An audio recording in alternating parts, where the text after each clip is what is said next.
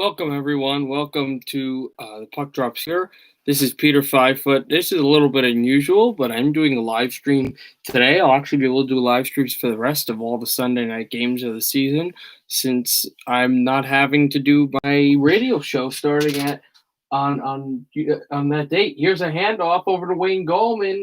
Gallman for the Giants, and the Giants have had some help in this season as Colt McCoy is a starter handing off second and short because Philadelphia lost in an epic game to Arizona and the Washington football team lost. Dallas won, but the Washington football team lost. So the Giants, who still will have two chances to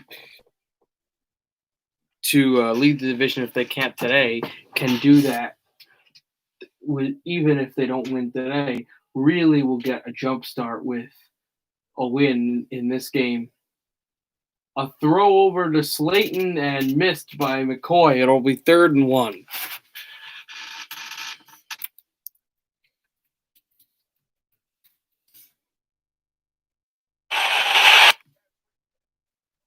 Just setting that up, and here we go for 3rd and 1 for the Giants.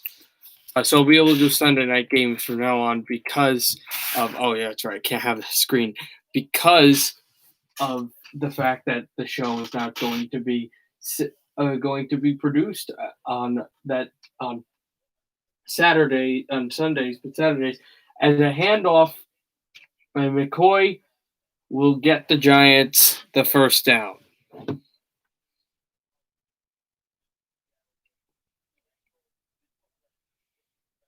We'll move the downs for them, move the chains, and the Giants, who got a tremendous kickoff return by Dion Lewis, the former New England Patriot, all the way past the 50, trying to use that and gain a score, preferably a touchdown, past the line of scrimmage, and then this tremendous run defense led by former Giant Olivier Vernon cashes through and forces 2nd down.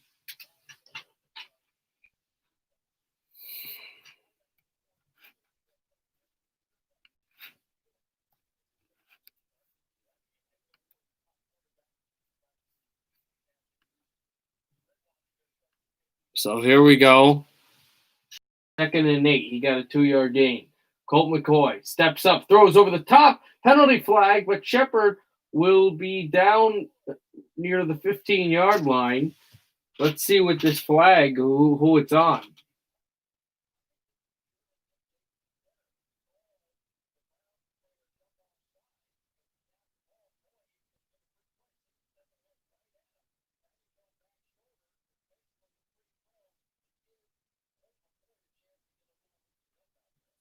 This might be a penalty against, it's a penalty against Cleveland for being offside, which is declined, of course, And Nicholas Gates, the center, young center of the Giants, that's what he did. He saw it and then just a quick snap to the quarterback. And so the penalty, of course, they said declined.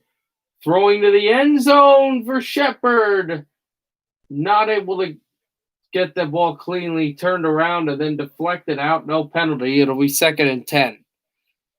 This is a quick-moving Giants drive, and then Shepard made a pretty good move, but really nice coverage. Yeah, that's definitely not a penalty by Ward. Just good coverage. Puts the arms not right in the receiver, but in the vicinity to make a well-timed play. Gallman is back there if he wants to give it to him. He will feed it to Wayne Gallman up the middle and then got some pressure on his backside. It'll be 3rd down, the second 3rd down of this drive. The first one was converted by the Giants.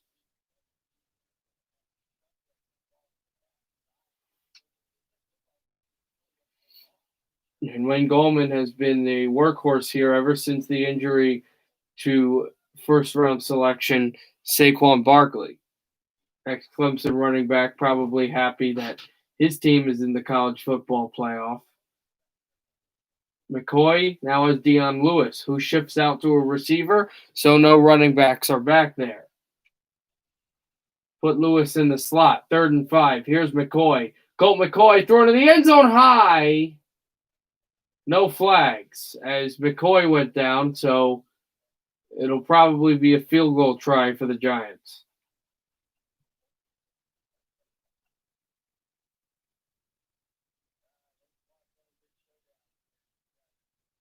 And a guy who I believe personally alma mater got snubbed, Myles Garrett, one of the best defensive players in the league, came through, alma mater being Texas A&M. Giants are going for it. Shotgun snap. It's a fake punt, throwing over the hand, and it doesn't work. Dixon went for a fake punt. We saw that today in Arizona and Miami, and he throws right over the fingertips of the backup tight end. So no points for the Giants on this drive. Cleveland takes over. Ugh, not good. If the Giants can do some good work defensively, maybe Giants kind of look anxious on that drive too. Didn't look really relaxed. Missed some throws, missed some reads, and that maybe was the reason why they didn't score.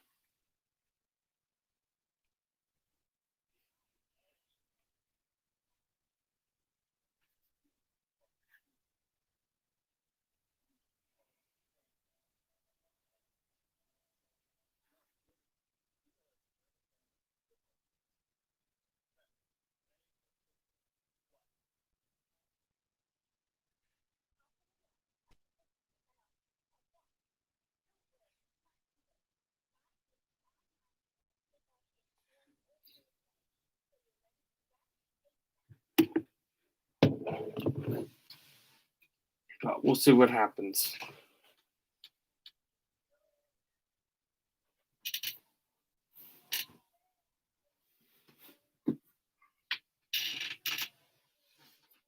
I apologize. My head is just hurting me a little bit. I'll be here for tomorrow's live stream for the final game of Week 15 between Pittsburgh and Cincinnati, the Bengals and the Steelers. Steelers trying to compete with Kansas City and contend for a high playoff seed, maybe even the one bye held by the one seed in the AFC against a bad Cincinnati team missing a lot of starters.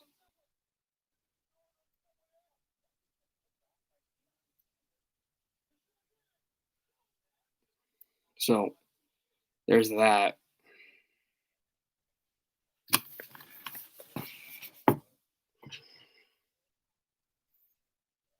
Giants have to come up big with a huge defensive play, defensive stop. Because they didn't get any points on that drive with the fake punt throw. Again, that was a decent call, but Giants looked anxious. 1st and 10. Here's Mayfield. Hand off to Chubb. He'll get about 4 yards. It'll be 2nd down. So this is the fake punt they're talking about. And at that point, where the punter is, everybody's pretty sure that there'd be a play there. Thrown and almost dropped, but caught. And there is an injured offensive lineman by Baker Mayfield. Really, Hubbard, I think, really writhing in pain. And it's 3rd down anyway.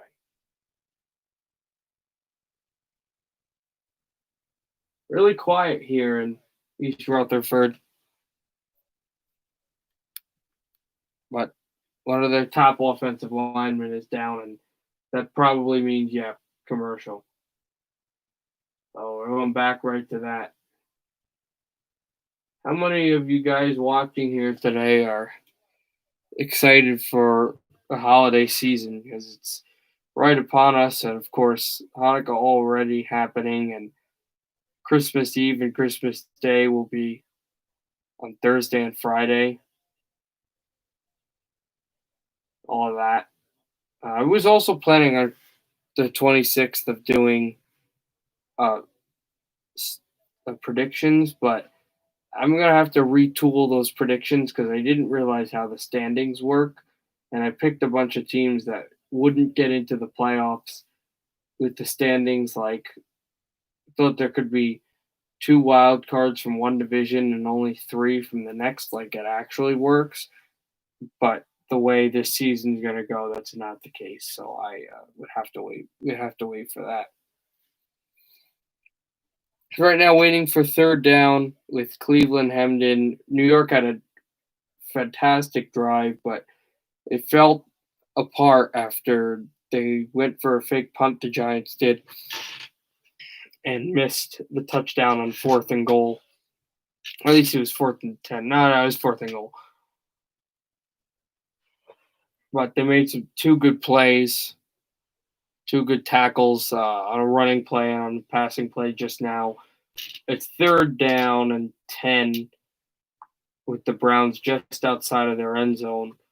But there was an injured offensive lineman, I believe Hubbard, one of the tackles for Baker Mayfield, and they're waiting on the game to come back as the staff is tending to him, Hubbard, and then we'll be back for third down and see if the Browns will get a first down or if Giants can force a punt, which would be the objective. Unlike most of what I say, I think they'll win. I think the Giants will win. I want the Giants to win, but it's also because unlike most sports, I have the hat.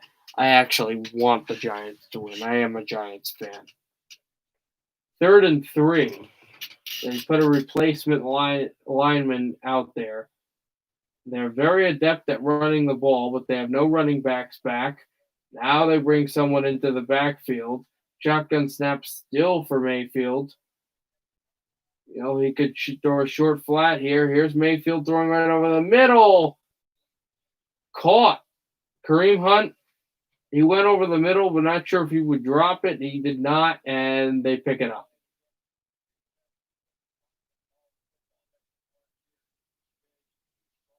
So they're showing what happened with Hubbard, and he kind of slipped off of his leg or knee, or not knee, but leg, and that's what caused the injury as he was battling with a Clemson defensive lineman Dexter Lawrence. They hand to Chubb, who has forward progress, and then is met by the Giants who push him back behind the line. They may give him forward progress. Not sure. Here are the statistics this season for Baker Mayfield. 62% completion percentage, 2,785 yards, 23 touchdowns, 8 interceptions, and a 96.6 completion rating. Pretty good for him. 2nd and 6 after the 4-yard rush. That's where they put the forward progress. Giants rush up late, and then he gets a completion.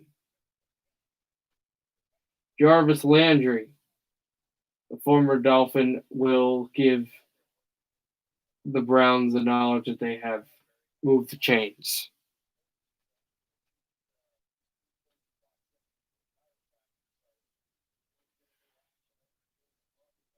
It was a strong throw to the side. Giants have got 2 games after this, Baltimore and Dallas. Baltimore on the road and the Cowboys back here. Mayfield, a strong throw, and another first down. Rashard Higgins, who was big in last week's loss to the Baltimore Ravens.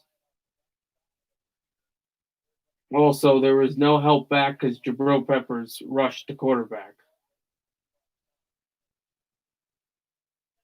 Close to midfield of the Browns. And a handoff here to Chubb. He'll get a few yards and then get tackled just past midfield. Browns now officially into Giants territory. If I look away, it's just because I'm watching the TV, the game on the TV on that angle, so I kind of have to look away to see it. Here's Mayfield throwing a screen off of his back foot. Tight end Austin Hooper, former Falcon, will find his way through to the ball, and it's another third down. Hubbard is now with his mask and with trainers making his way down the runway. He is at least looking to be under his own power. Another third and short, though, 3rd and 3 for the Browns.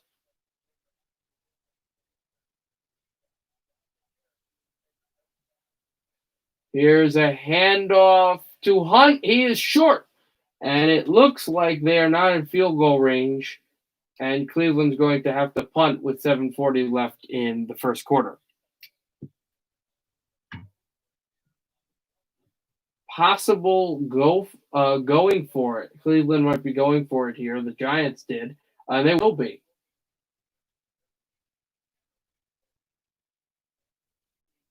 Talk about their heaviness, or maybe not heaviness, but appreciation for analytics in Cleveland.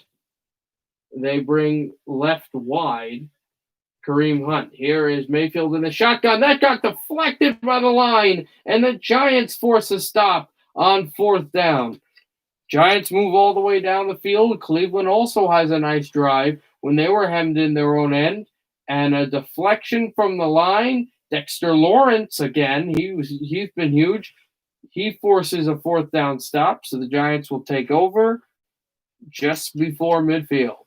Pretty good game we got going on here midway through the first quarter.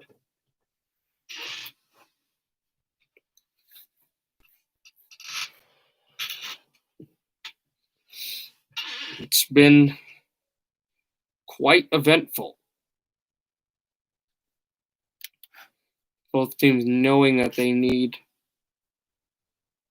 every break that they can muster, they can get, every ball to bounce in a certain way for them to help them in their playoff lives.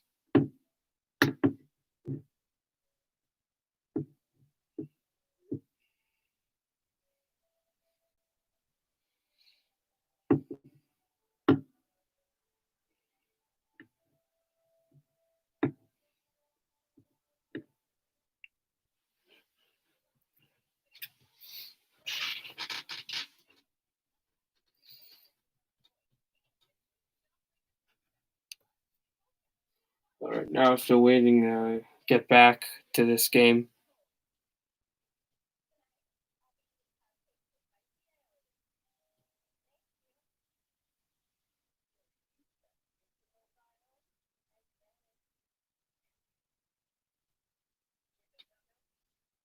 Hey Tommy, what's going on? Tommy Rivaro, of course, good friend of mine, also co-host on Deeks and Niggles, the hockey show I always talk about, and big Giants fan. Second favorite team, of course, also big fan of the Miami Dolphins, who had a huge win, helping them in their playoff opportunity, their playoff race, and also eliminating the New England Patriots from playoff from the playoff race.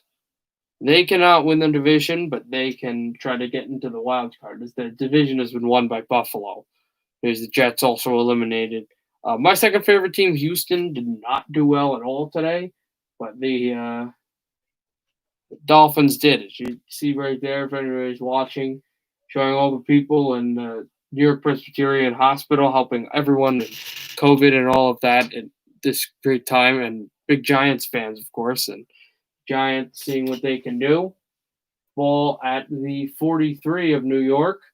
Here they pitch and toss to Shepard, who you're not going to do well with trick plays on this Cleveland defense. They are ball hawks, and they will rush to the ball and find you and bring you down along with the football.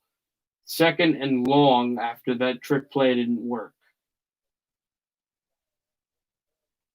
So Colt McCoy is going to have to accurately get this ball out and throw it long. We saw that in the previous drive. It's 2nd and 13 now for the Giants. 7 seconds left on the play clock. He's going to have to snap this soon. He will now. Handoff. They're going to try the run game. It's going to get them kind of to where they were before. Actually, it's going to get them farther to where they were before, but not for the first down. It's 3rd down for the Giants now. 3rd and 6.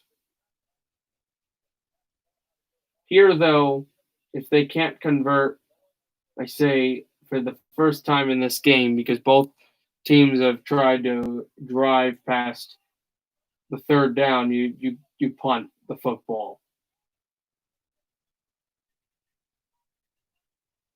Always use timeouts here. Colt McCoy gets the snap late, but it's in time. McCoy will throw it down the field. He'll have a target, and he's going to be out at the 15-yard line. Darius Slayton, first down, New York Giants. What a throw by McCoy to Slayton. And he went for a long ball, and that's just a route right behind he got behind the corner on the left side, and the safety slanted to the middle of the field. And Darius Slayton made a great play. Omaha, so you know that uses a running back. McCoy throwing a screen, spinning down. Think he got maybe to the line, not sure. It was Golden Tate, and the defense was traveling, ball hawking that the whole way.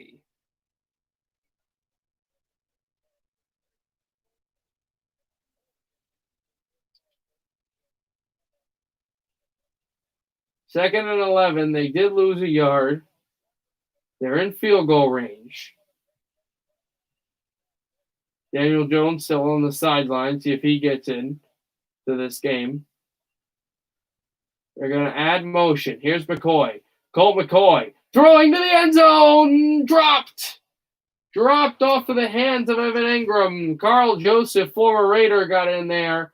And that would have been the first points of the game, a touchdown for the New York Giants, who've looked really nice at their offense. But again, he cannot hook up with Engram, and it will be good tackle by Joseph. It will be third down and 11.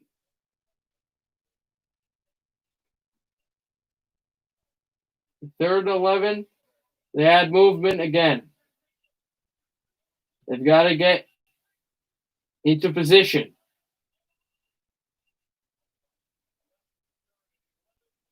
And throwing to the sideline. Incomplete. Over to Slayton, and that ball was overthrown. So the looping corner throw does not work. The Giants are going to have to settle for a field goal here. Aldrick Rosas. Or no, I'm not Aldrick Rosas. I don't even know my own team well. Graham Gano, excuse me, Giants fans. I apologize. The former Carolina Panther, Graham Gano will be out there for the field goal to try to give the Giants a 3-0 lead. The kick is up, and it is right down the middle. Giants 3, Browns nothing with 4:12 to go in the first. Good kick by him. Slayton, yeah, not Leighton. Slayton had a big catch, but not into the end zone for him. But good that they were able to, yeah, it doesn't really matter. Good they were able to get on the board. A touchdown would have been nice, but the Giants' offense right now they're throwing balls long. They're very aggressive, and if their defense can step up and do the same things, that's not bad. I mean, you can't get field goals on every drive against Cleveland over a game, or it will bite you. But the fact that they've had such aggressive drives and they've been able to get points on at least one, it is helpful. I mean, if they would have scored on both those drives and had 14-0 lead against a dangerous team like the Cleveland Browns, that would be much better, and knowledge that you're also going to Baltimore next week for the final road game of the season. You definitely want to come away with a win here where you're at least leading in the division, not trailing to Washington again, which would be the case. Again, even if they lose this game, they can still get in a myriad of different ways. I think they're eliminated from getting into the wild card, but they could definitely get into with the division still. I mean, that's not going to be decided till the final game. Hey, Ingram went up to try to make the catch. That's not really on him. That last throw to Slayton was a bit sketchy. But yeah. And Ingram's got better as the season's gone along. Now, it should be noted that the Giants won't be getting the ball back in the second half. That'll be Cleveland, which the Giants did not score on that opening drive. That was a methodical drive that was just missed where they were for it on fourth down, and punter was not able to score the touchdown pass on fourth down. It's kind of a strange little play.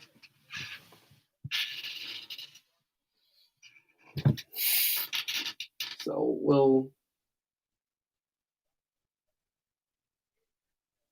see how this goes. Yeah, that's kind of what it is. You'll take it. You get points on a good drive, and Giants have had long drives that milk clock and aren't the longest drives in the world with two things. That's a short drive. That's a short kick. And Peoples-Jones gets rocked just about the 25-yard line by his former teammate at Michigan and in Cleveland, Jabril Peppers. Big hit. Look at the defensive linemen. They've got Dexter Lawrence, rookie. Dalvin Tomlinson, talk about him. And the linebackers, Carter Coughlin, the rookie. Blake Martinez and Tate Crowder. And then the corners and safeties, Julian Love, Jabril Peppers, Logan Ryan, former New England Patriot, who won a Super Bowl, Xavier McKinney as well. So it'll be first and 10. Yeah, I saw you say it. It'll be first and 10 for Baker Mayfield. They bring back Jarvis Landry. He's looking for the screen the whole way. Jarvis Landry will get a few yards on that, and it'll be second down. Like, you could see that that's where he was going. Patrick Graham, the defensive coordinator, see if he can get his defense to make a big stop. But, they've been doing that all season long. I think creative turnover might be one of the bigger things here. If they can cause a fumble here for one of the more consistent running backs in the world right now, and Chubb, or intercept Baker Mayfield, that would be big. They hand off to Chubb. He'll get the first down.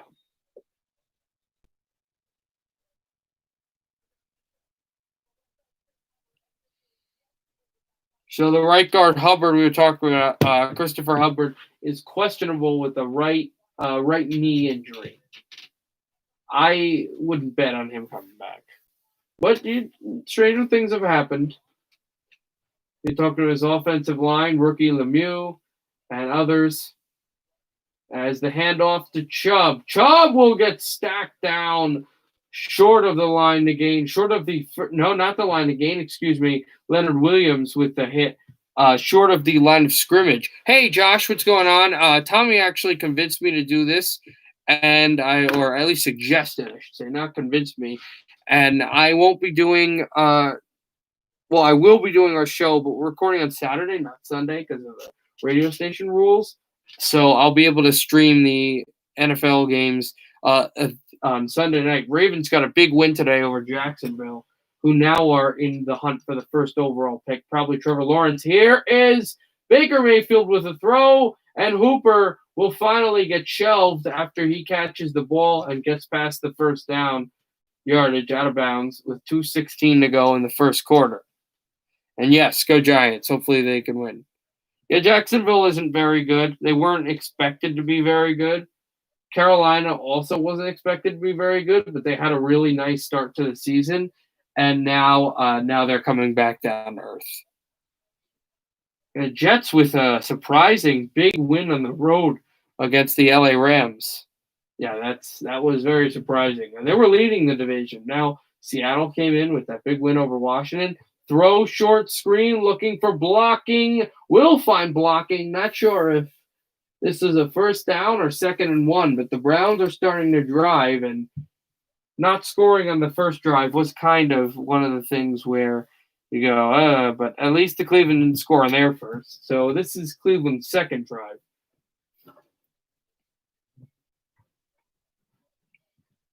But Arizona beating Philadelphia, that was vital for the Giants. Giants next game next week is going to be one where we'll probably disagree for only the first time in 4 years against the Ravens. A tackle on the legs of Chubb. Dexter Lawrence takes a bit of a shuffle.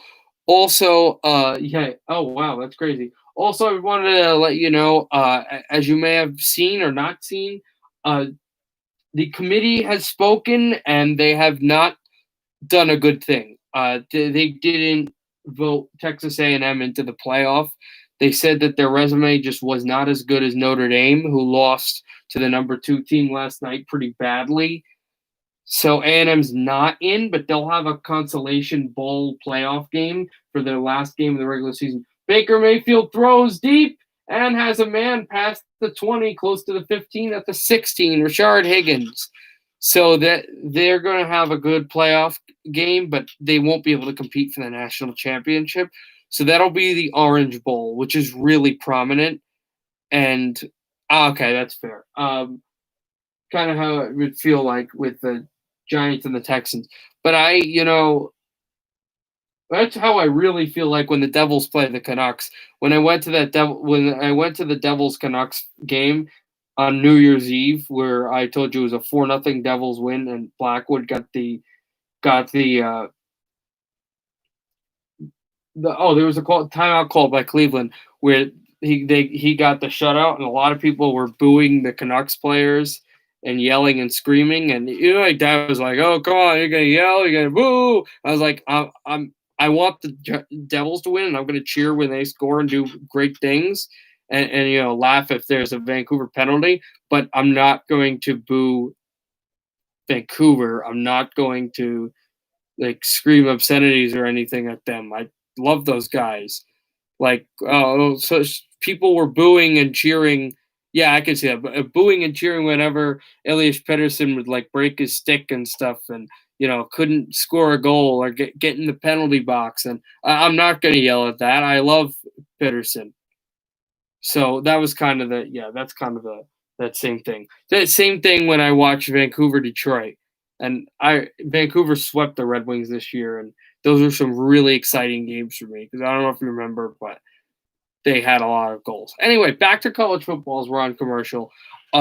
Again, Texas A&M will not be able to compete for the national championship, but they will be able to play against a really good team, North Carolina, one of the 2 teams that is really good that lost to that Notre Dame team that snubbed them into the playoff. And North Carolina actually is coached by Mack Brown, who used to coach the University of Texas and old nemesis and rival of Texas A&M. So that'll be good. That's going to be on I typed it on Discord. That's going to be on January 2nd at 8 p.m. Eastern, I believe, on ESPN. And okay. And I will live stream that game again, January 2nd, 8 p.m. Eastern, 5 p.m. Pacific. And I will live stream that game. And that'll be the final game no matter what happens. That'll be the final game of the season for Texas A&M and the final game for a lot of Texas A&M players, including the quarterback, Kellen Mond, who are seniors. So I hope you guys tune into that. I'll be really excited to do that, and hopefully Texas A&M goes on a high note and wins their 9th win of gets their 9th win of the season, comes 9-1, and wins what's called the Orange Bowl. They'll win a trophy, and they'll get to celebrate and take pictures around it, and it'll be really enjoyable, and it'll be a good end to the season. And hopefully they can try to get a national championship and win their conference. That'll be key. Win their conference next year, and that means you got to beat Alabama. So that'll be fun. It's 2nd and 10 for Cleveland right now. But yeah, Josh, I saw what you said about Detroit and Calgary. I like that rivalry too, but I'm always Detroit on that. I never root for Calgary, but Detroit, Vancouver, always great games to see, especially about 7, 8 years ago, and there was, the Euro Twins. Here's a throw by Mayfield, but they gotten tipped and then stacked at the line. It'll be 3rd down and short. I've had a lot of 3rd and shorts here. The Euro Twins, Pavel Datsyuk and Henrik Zetterberg versus the Twins, Daniel Shadeen and Henrik Shadeen. the two big Henriks for me. I vault those two guys, Henrik Zetterberg and Henrik Sedin, in front of Henrik Lundqvist. All right, I said a few stuff. I'll say them again in a few minutes. What I had said. Here's Baker Mayfield on 3rd and 1. Mayfield tries to dive ahead. I think he got it. Yeah, he did. He surged ahead and got the quarterback keeper, got the first down. It'll be 1st and goal for him and the Cleveland Browns. Bitonio trying to help him get the first down. It's already the second quarter, actually.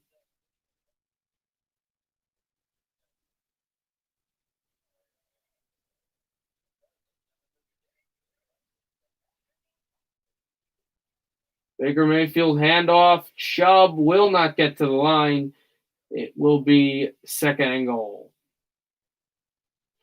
Blake Martinez lets everybody know that he made the tackle.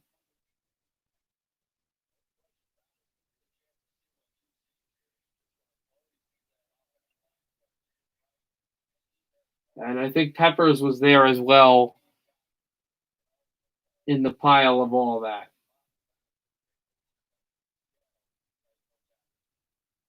Only Bobby Wagner more tackles than Blake Martinez. That's big. Former Packer, he did so well on that defense. That front here is Baker Mayfield getting out of there. He's going to run for some room, and he got past the line, but he didn't get into the end zone. He finally gets brought down after he ran out of that mass of humanity out there. It'll be 3rd and goal.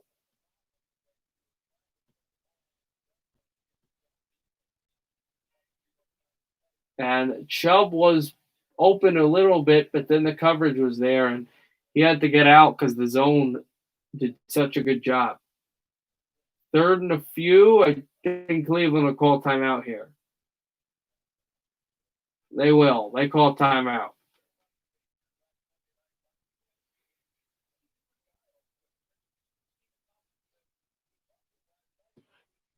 So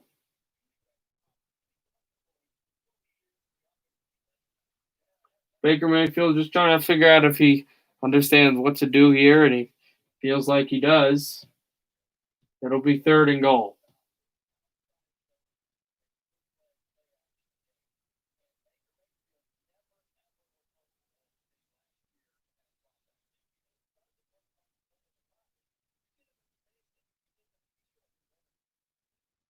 Mayfield under center. See if he gets out of the pocket. Does some crazy things here. They bring back more numbers. He has Chubb. He play action fakes. He throws over the top. Touchdown. Austin Hooper scores. And Cleveland. Touchdown.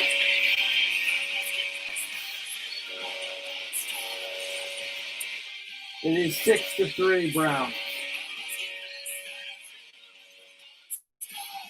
Cooper was moving out, and the Giants were taking the risk that he would have not gotten both down, and he absolutely did.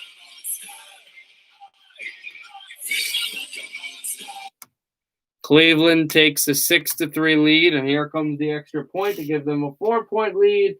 He will. The kick up the middle, and the pass on 3rd and goal gives the Browns a 7-3 lead in New York, in East Rutherford, New Jersey. All right, let me say what I was going to say. The first thing I was going to say was, just in case you didn't hear this, they didn't get in the playoff, Texas A&M, but they're getting a really good bowl game called the Orange Bowl against a good team, North Carolina.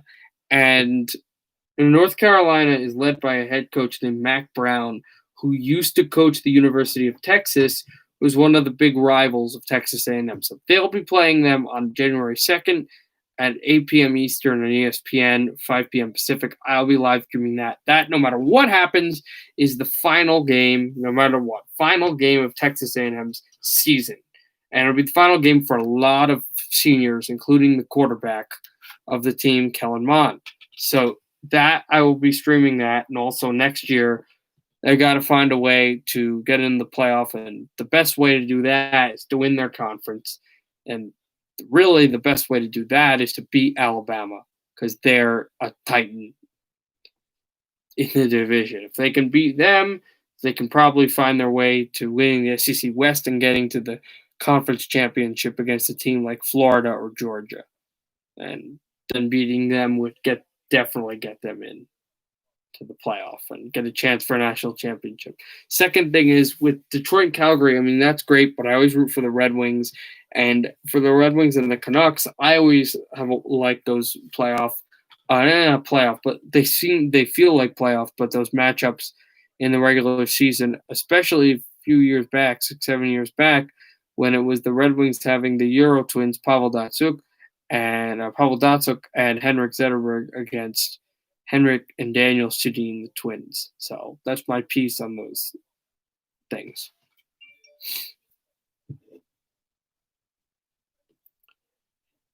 They're important. Okay, let me explain. They're important for pride, and they're important for the programs of the college football teams, but you don't win the national championship. But they're important. There are some that are just for the brandings of certain companies, like the Tax Slayer Bowl, which is between like Arkansas and NC State, and it's like whatever. But then there are then there are like this one, the Orange Bowl, which is between the number 5 team and the number 8 team in the country, which are really important. North Carolina is a really good team. This is going to be a really good game that scores a lot of points. Giants might have fumbled that on the kickoff. Not sure what's happening. Browns are saying that they have the ball, so that's an important game. Giants are saying they have it now. Giants do have it. Giants almost gave the ball away early in the second quarter, but they retained the ball on the kickoff. Or not on the kickoff. It looked like on the kickoff. Giants fumbled, but they regained the ball.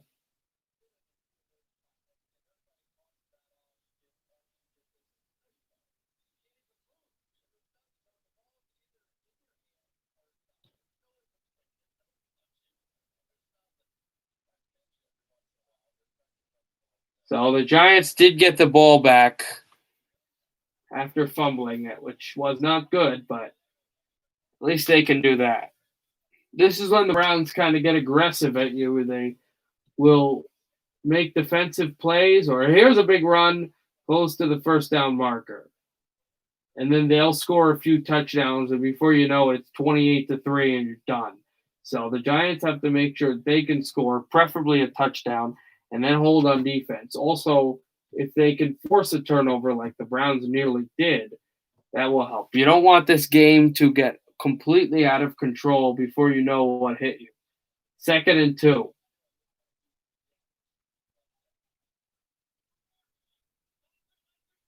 Good thing is they're only down by 4 now, so they can control everything here. Handoff. I don't think he got there. Now he slides ahead, but I think the ball is short of the marker to gain.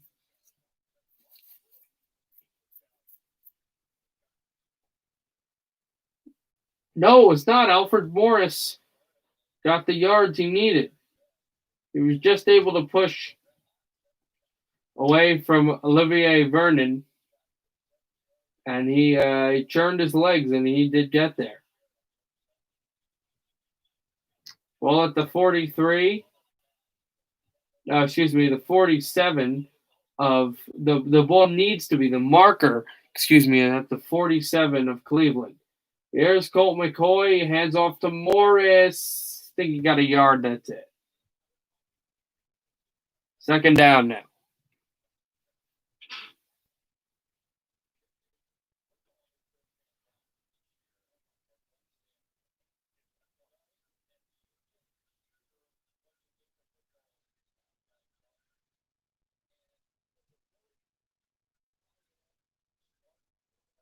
Also, I saw you say that the NHL season starting on the 15th, I think, or the 13th. Pretty interesting thing. I think I may have said this before on this channel, but a week after the 13th, that very next Wednesday, oh, here's a sweep, and the Giants will come right to midfield or just be a yard from it. Sterling Shepard, first down, New York Giants. It's a week away.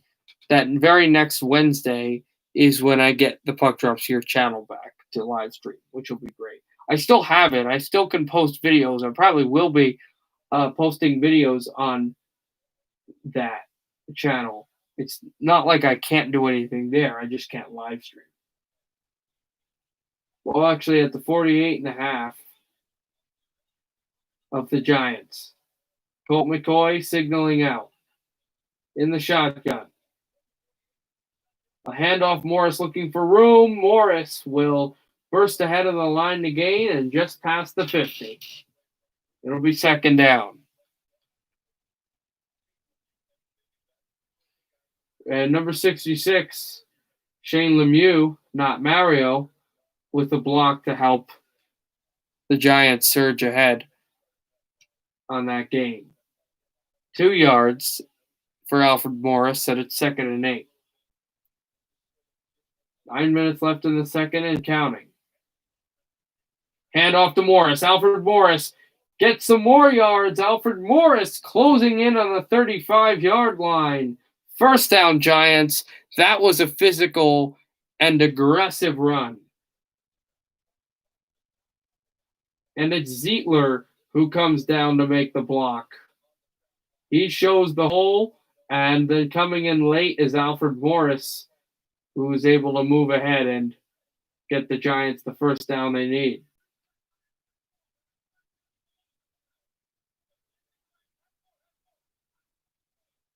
More screaming out and signaling by Colt McCoy. Colt McCoy standing in there. McCoy gets out, throws on the run, and bursting close to a first down. Ball's loose, but there's a signal down. Not sure if he got the first down here for Pimi. He did not get the first down. He tumbled down short, but it was very close.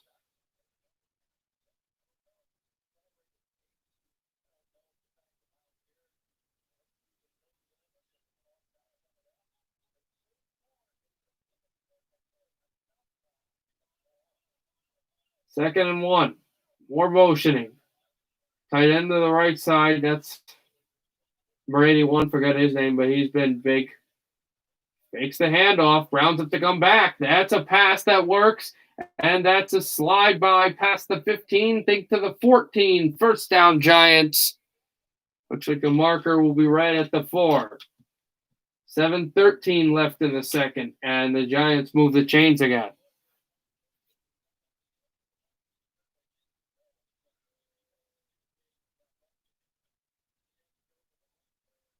And he made a stiff arm as a juke. He's able to just slide it up. And I don't know why, but Cleveland, even though I feel like they still are in control a little bit, are getting fooled by some of these fakes. Play action fake rolling out. Here's another pump fake and avoiding a tackle. Colt McCoy fakes by another and gets out of bounds to make it second and short again.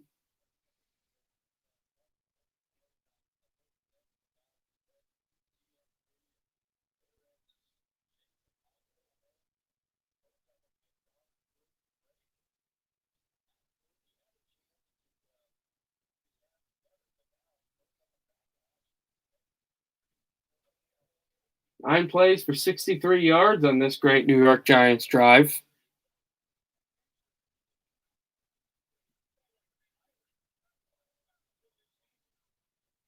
And in the shotgun for 2nd and 6. Colt McCoy takes his shotgun snap, gets out of there, still gets out of there, throws on the run to the end zone. Giants want a penalty. Slayton, he fell down. They probably should have got one. No penalty flags, and he fell down in the back of the end zone. Let's see.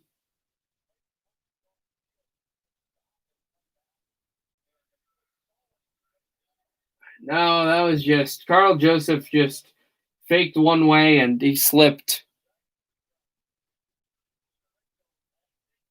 They have more movement. Take to the left side. Giants can call timeouts if they want to. It's not really going to be a detriment to them. They're going to have to snap the ball quickly. They will snap the ball quickly. They'll go for a run. Dion Lewis. They push still. And now Dion Lewis is down.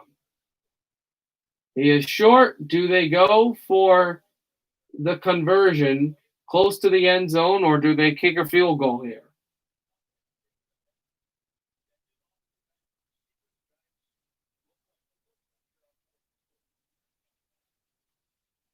They're going to go for it again.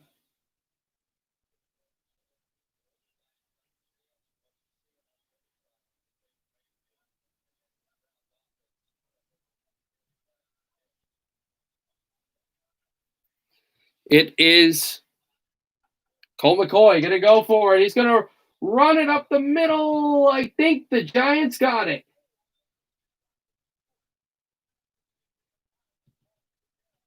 Giants look like they got it. From my vantage point, they don't.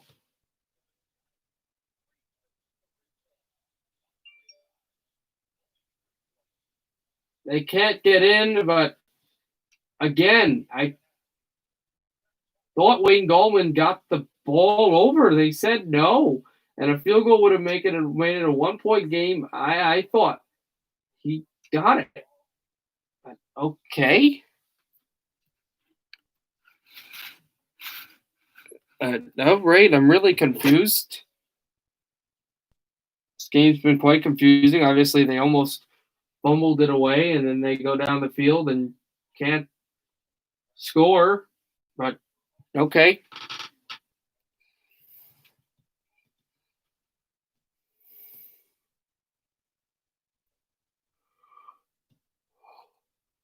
Excuse me.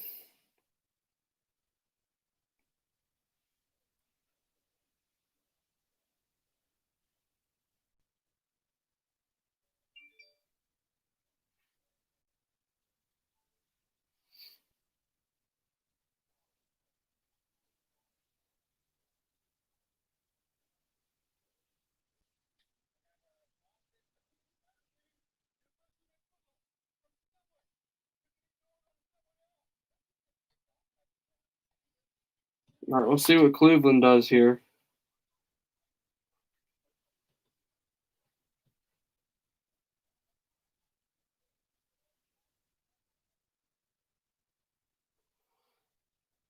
That they have, the Giants have not converted, apparently.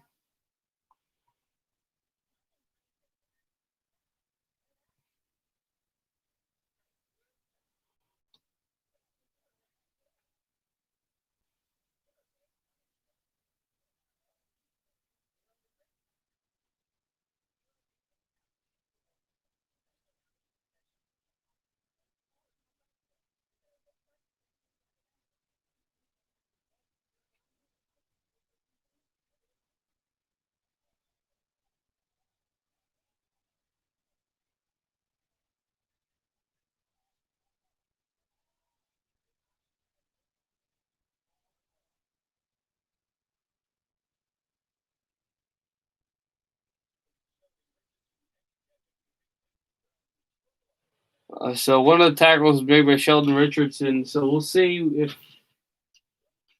Yeah, that definitely they're saying. There's no question about it that was a stop. Here will be the handoff going to the outside. Hunt get the first down, and then about 4.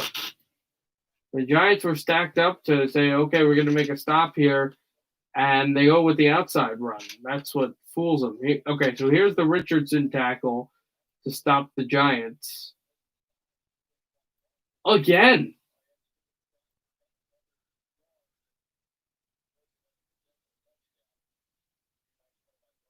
I think that was a first down, but again, okay.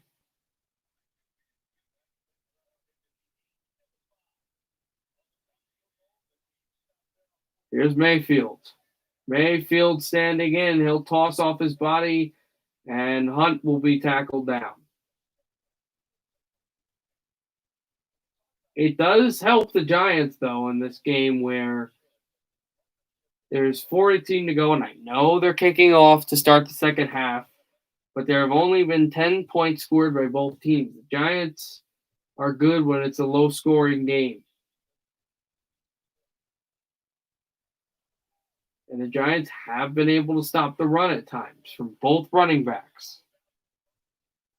The drives just have been a little more efficient by Cleveland. 2nd and 3. They've also had short downs thrown over the middle. Peoples-Jones will be brought down after catching the ball close to the 45, I believe the 44 of New York.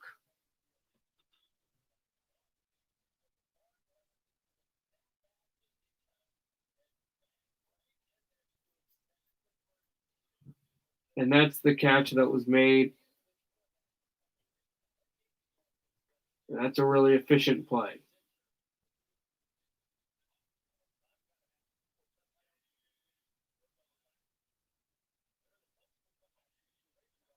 Mayfield tries to motion it around, and then he's chased, and he'll dump it off to Landry. Landry will get into Giants territory after going past the first down marker.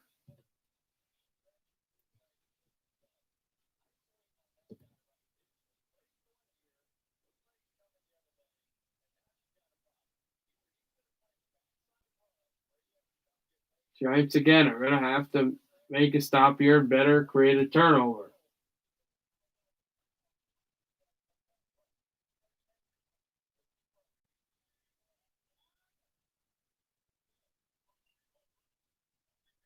Trying to draw him off still is Baker Mayfield. Really close to having a problem there with the play clock. Thrown, almost intercepted, but caught. And the Browns look like they're in the red zone. David Njoku. And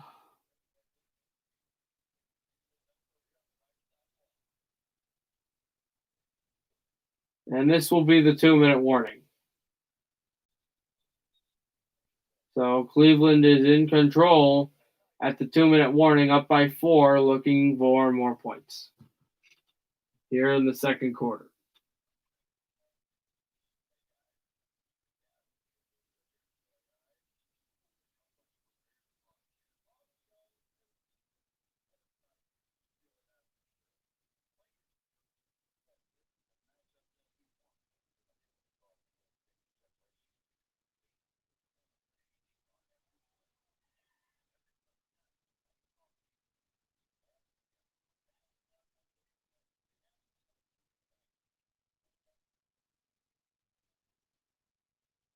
So still waiting here.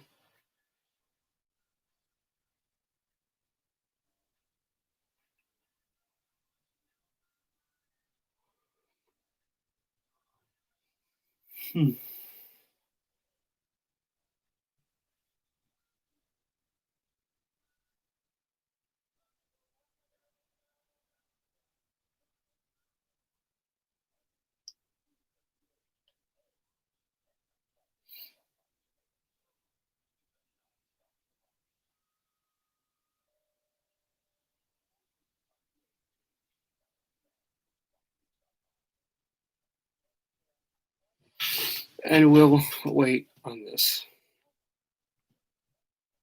See if Giants can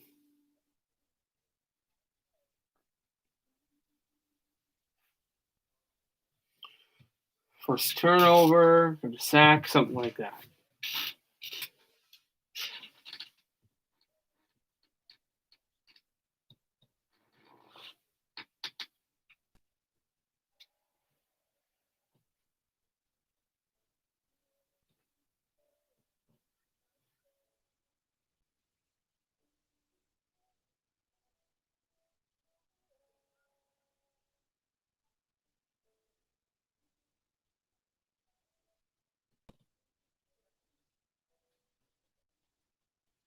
Two-minute warning though, so we are looking ready.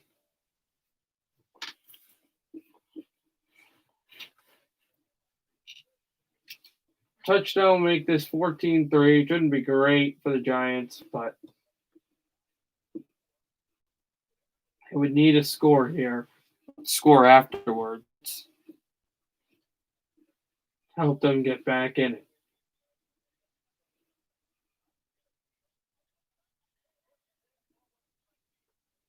Here's Mayfield throwing over the middle.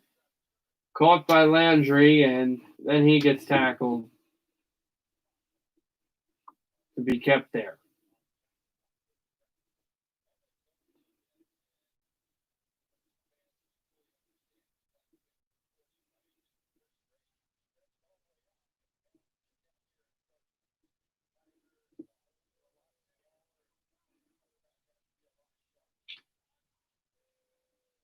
Mayfield looking on here on 2nd and 5. He'll hand off. Still pushing. Hunt is short of the first down. It'll be 3rd and short now. Ball gets kicked ahead, but it's short.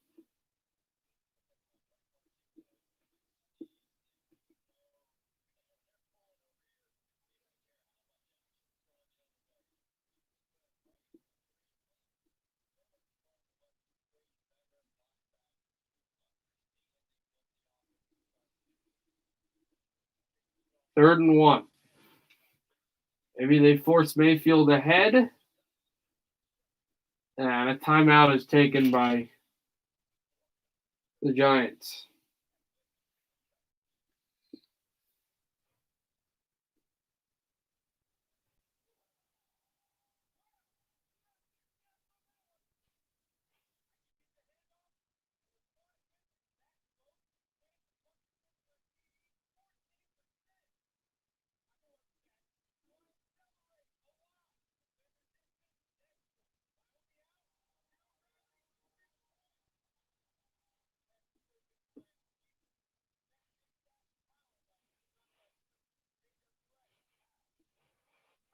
All right, so we're back for 3rd and 1, close to the end zone.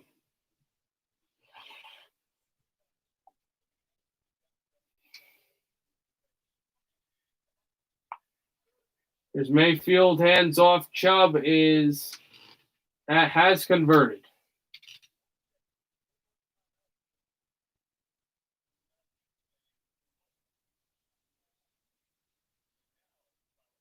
Cleveland uses their first of 3 timeouts.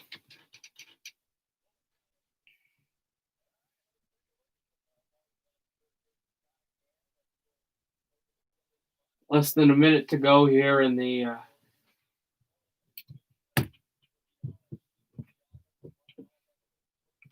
first half.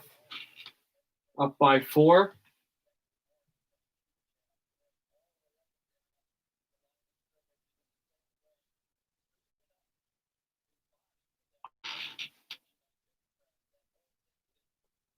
.34 seconds to go.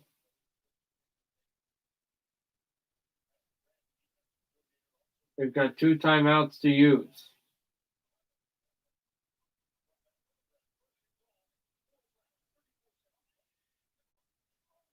Mayfield handoff. Giants have to stop the run. They will. And the second timeout comes immediately with 27 seconds left. And Cleveland now only has 1. 1 remaining.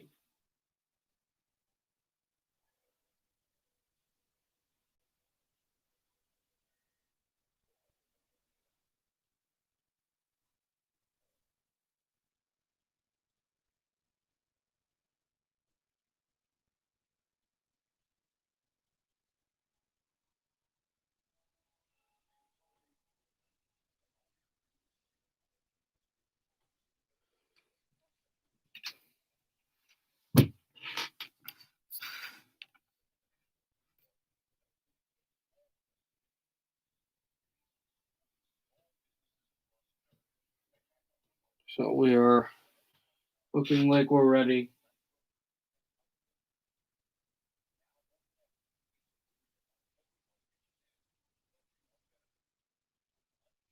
For the end of this half.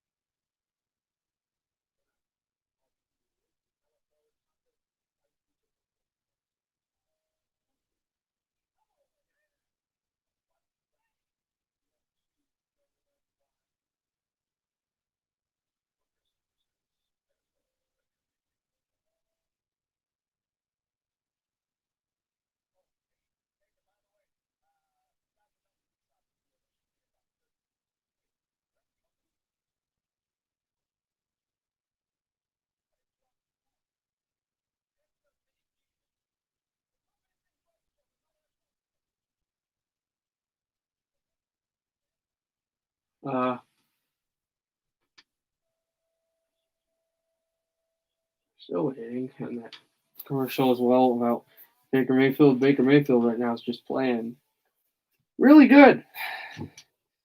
He's got his team up by 4. They could be up by a lot more than that.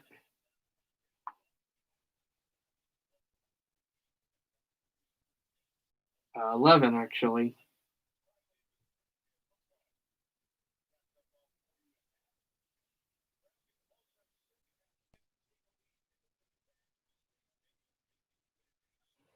"27 seconds left in the second. Mayfield in the shotgun. And he steps up. He gets out there. He looks. Was it caught? It was. Touchdown, Jarvis Landry. Touchdown, Cleveland.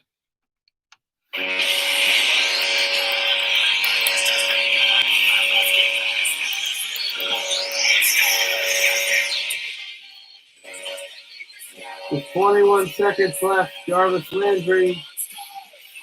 The Browns take a 10-point lead. An extra point will give them an 11-point lead late in the second quarter, and they're getting the ball back to start the third quarter.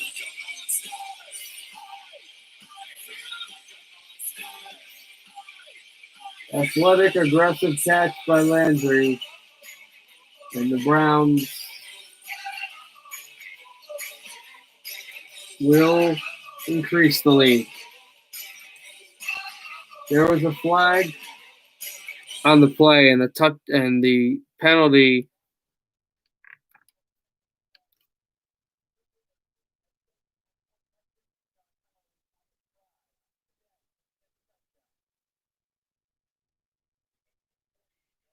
And sportsmanlike conduct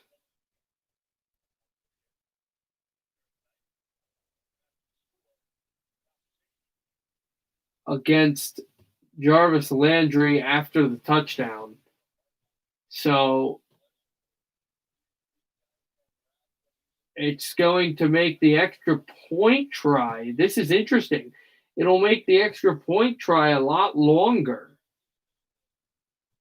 Close to midfield. Not sure exactly. This was a good gimmick by the coaching staff. Even if he still drills this, that was a good idea. Kick is up, and it is no good. No good. He missed the kick, and that means it's still a one-possession game. The Giants now trail by 10 instead of, no, it's not a one-possession game. It's a two-possession game, but instead of trailing by 11, they trail by 10, which is a lot different than you think, because instead of needing a touchdown, because an 11-point lead is still technically a two-possession game, but you would need a field goal and a touchdown on a touchdown that had to have a 2-point conversion. This doesn't. It's kind of funny to show an ad right now with Saquon Barkley and how good he would be right now with the Giants as running back, even though Wayne Gallman is good. And you would have to have a 2-point conversion. Now you don't. Now you just need a touchdown and a field goal. So the game reopens up again. So the Jarvis Landry yelling and chirping causes the Giants coaching staff to enforce a penalty on the extra point try. And the extra point is very long. So it gets boinked off the right post. And that changes everything. It's 13-3 Cleveland Browns. Well, ball is kicked out of bounds, and so the Giants will take it at the 25 with 21 seconds left in the first half. They'll be kicking it off soon enough to start the third quarter after halftime, but that was something that could change momentum possibly.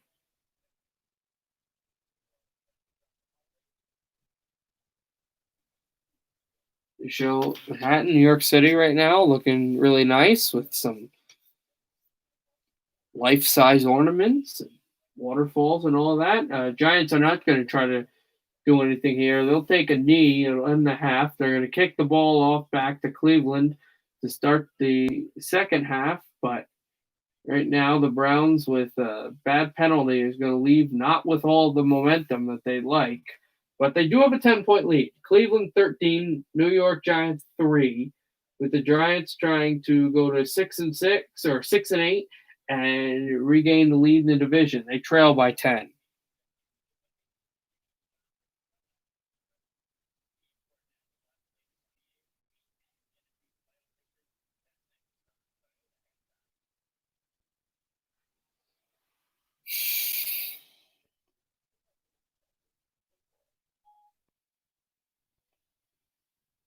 So we're right now here in the halftime, and we'll see what happens.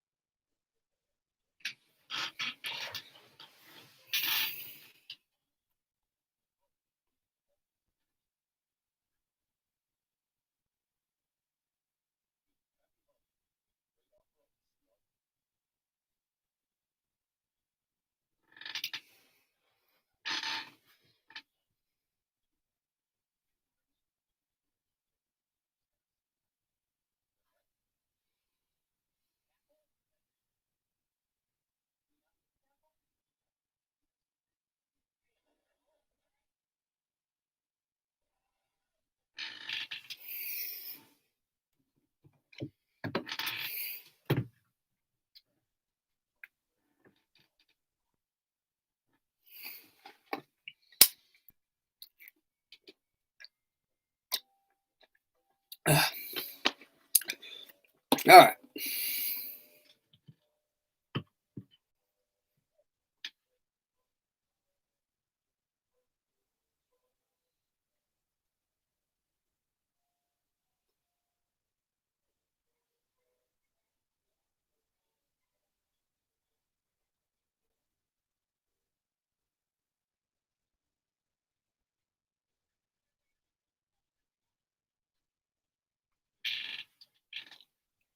And now we're just waiting here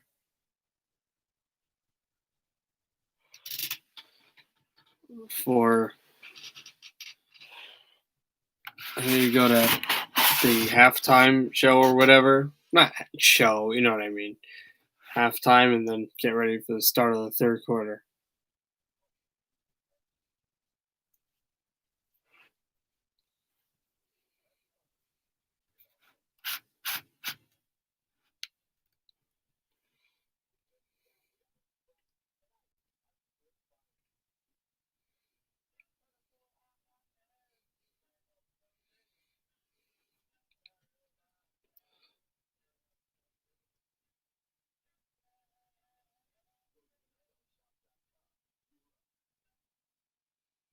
See if the Giants can do what they've got to do to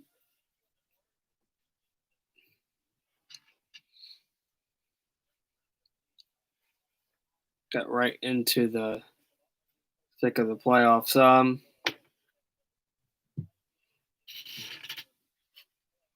Tomorrow, I'm doing the Steelers Bengals game. I was just wondering to see, and I'm going to look it up. January 2nd, also doing the last regular season game for Texas A&M. When the NFL will actually be done, I know that the first game of the regular season next week is actually going to fall not on a Thursday, interestingly enough, but it's going to fall on a Friday on Christmas Day for those who celebrate the holiday.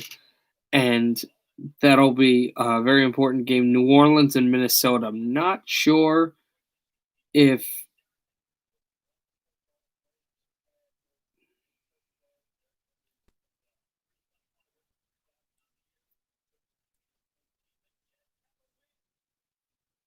They are eliminated. Who is eliminated? I have to look that up. I'll do that now. I'll do it another day. But you know, oh, that's what I was gonna do. I was gonna look up, week 17 too when that's over.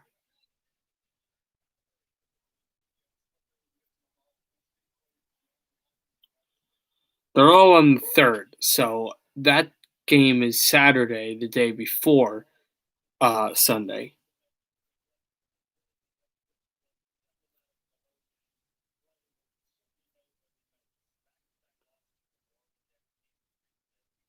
Right now they're all 425s, but they might move one of them to 8:30.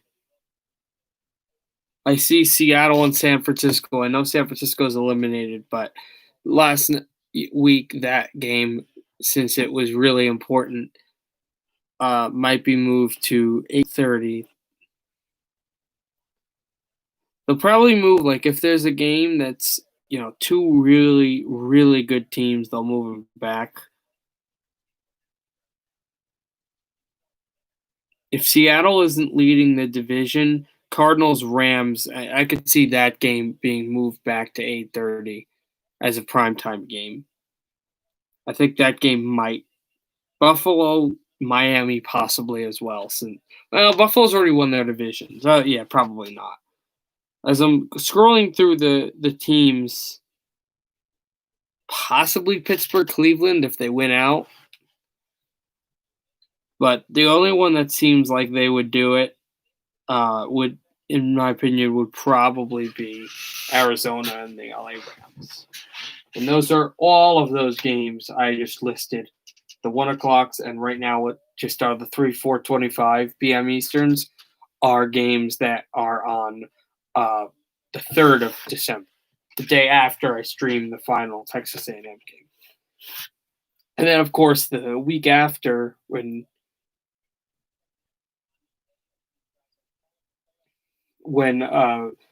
about 3 days before the NHL regular season comes out on Wednesday, the Sunday before that, Saturday and Sunday, the 9th and the 10th, we'll have the wild card weekend playoff games. See how that goes. That'll be really interesting.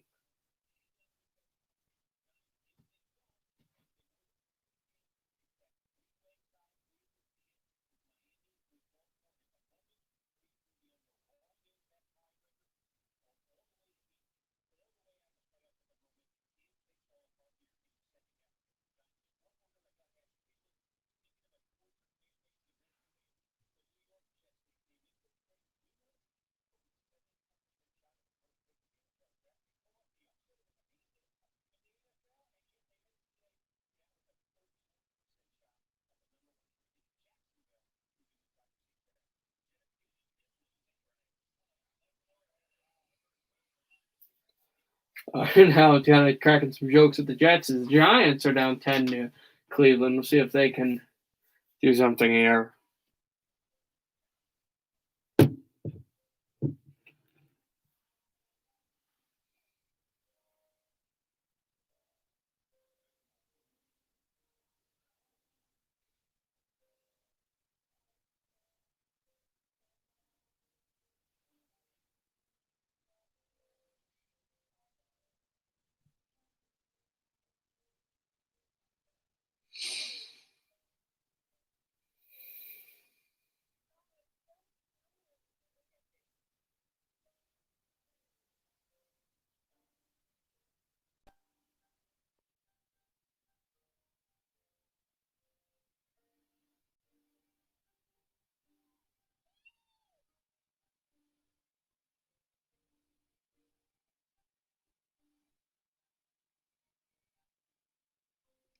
Just waiting some more for us to come back. Show commercial here on NBC, of course, for the Roberto Sanchez. That was a big moment. He had a cancerous tumor and he came back unbelievable. But I saw a commercial for Summer Olympics. I gotta tell you, I can't wait for the Winter Olympics to come back. See if maybe professional hockey in that. I mean, we don't know, but yeah. And speaking of punters, of course, the punters They've done some great things today. Some touchdown passes, almost won this game. And then Cleveland getting ready for the second half to start. Cleveland got some good touchdown passes by Baker Mayfield. He's tossed two, and they have a 13-3 lead over Giants.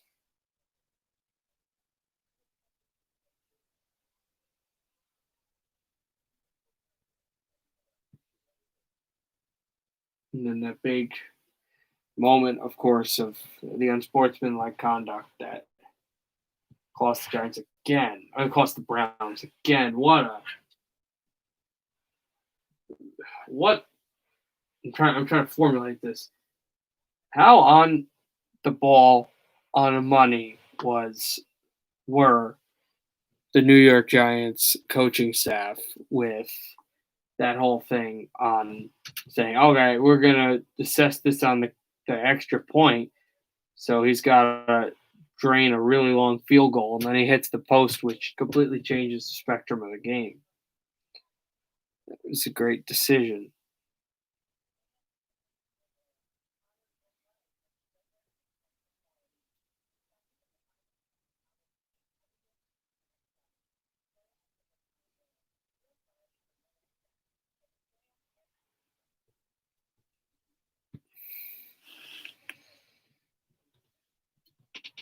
So, see that.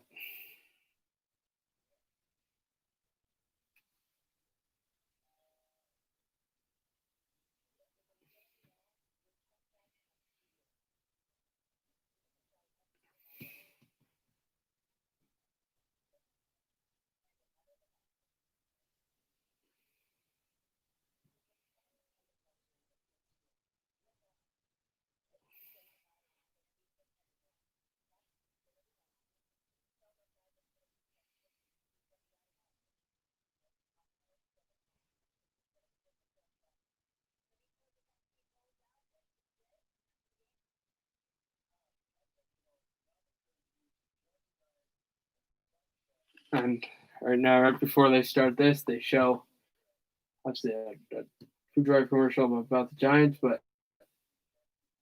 show Dexter Lawrence, who's played so well in this game. There's been a great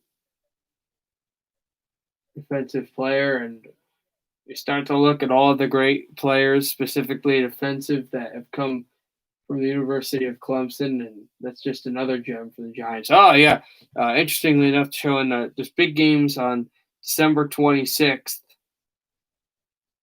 day after Christmas Day, coming up on Week 16. Tampa Bay visiting Detroit. Tampa Bay really close to clinching a playoff spot. San Francisco playing Arizona. San Francisco's been eliminated, but Arizona trying to creep up on clinching that playoff spot for a long time. In Miami, who is close to clinching a playoff spot against the Las Vegas Raiders, who are almost mathematically eliminated, and with a few wins and definitely with a loss against Miami, they will be eliminated. Okay, here's the Browns Giants game. So here we go. Also, the Browns' next game is actually going to be in this very building next week, so we'll see how that goes.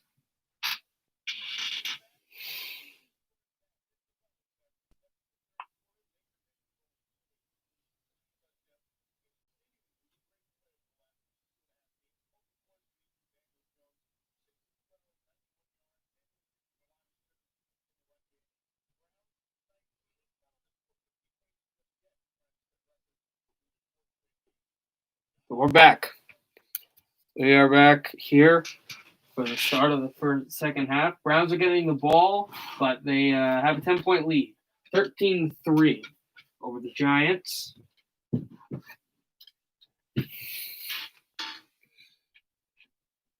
Graham Gano to kick off.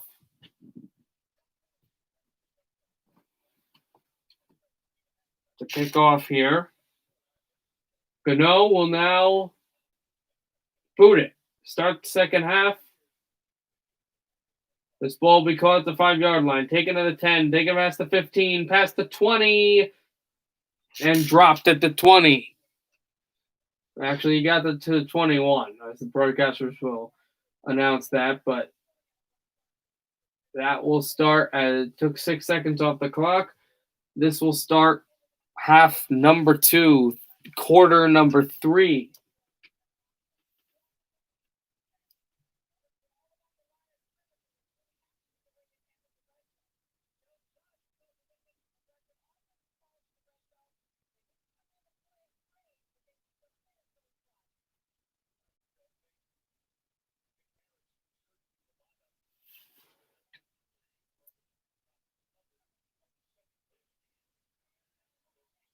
Harris has substituted in front of Hubbard for the offensive line of the Cleveland Browns. Here's Mayfield in the shotgun. Baker Mayfield fakes it. Mayfield shoots it over the middle, and they convert first down to another first down to Hooper.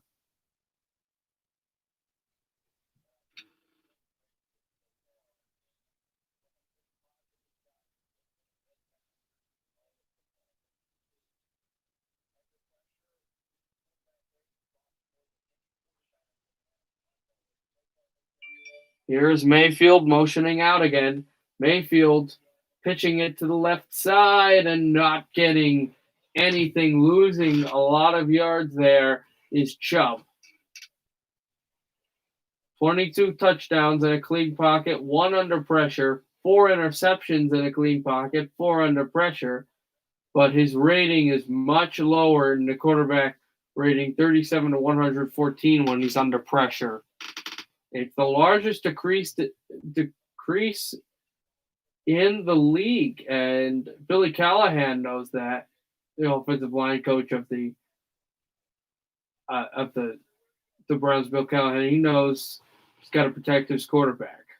Shotgun snap for Mayfield, who's got time. Now he's pressured. Mayfield is brought down. Ball's loose. Ball's loose, but they whistle him down. And Mayfield slaps the ground in frustration. It's third down. He's still adjusting his helmet. Ref sees to see if he's okay. It looks like he is okay. And Dexter Lawrence applied the pressure. He was the first one in there. Let's see, is he the guy to get the sack? Yes, he is. Now, 3rd and 22. Talking about getting back in the game, that's what you got to do if you're the Giants. You make a great defensive play like that. Now, you can't give up a huge chunk of yards. You got to get the ball and then score. Here's Mayfield. He has time. Mayfield throws over the middle. Caught by Peoples-Jones, but he's short of the first down.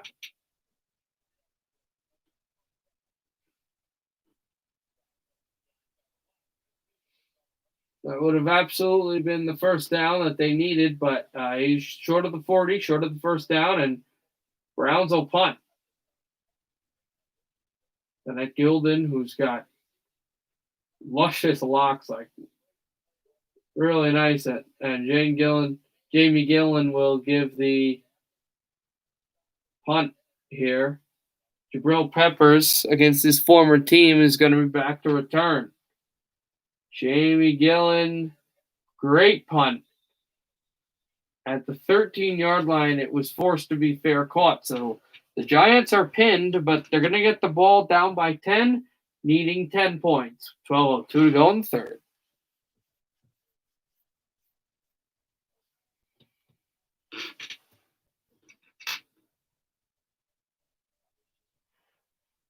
So we'll see what happens here.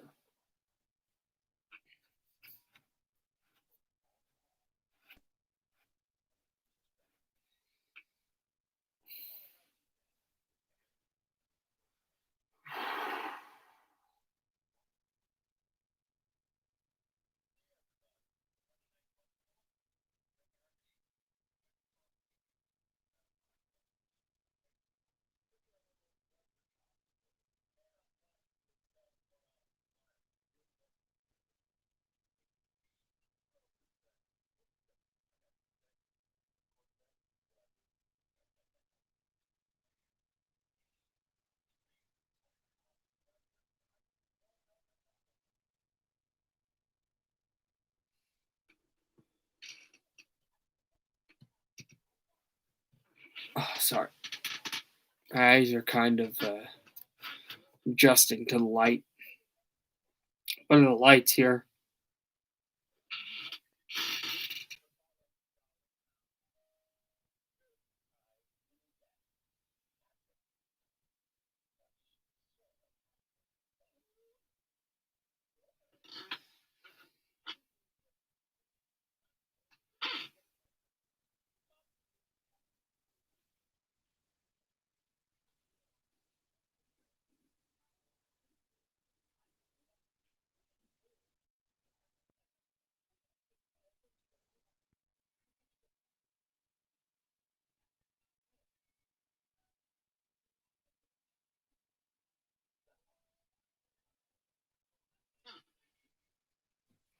All right.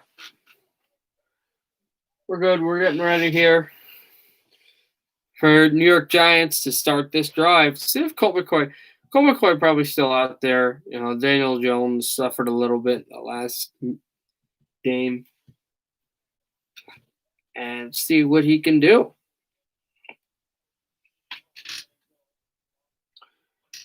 Again, still any score will work.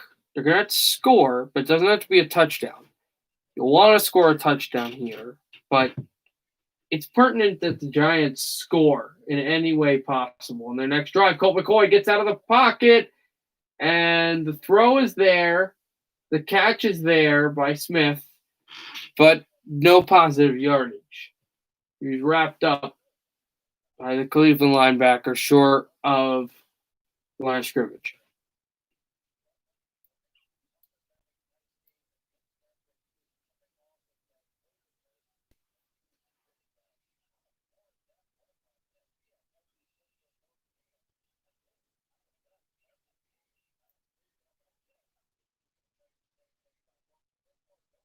Colt McCoy under center.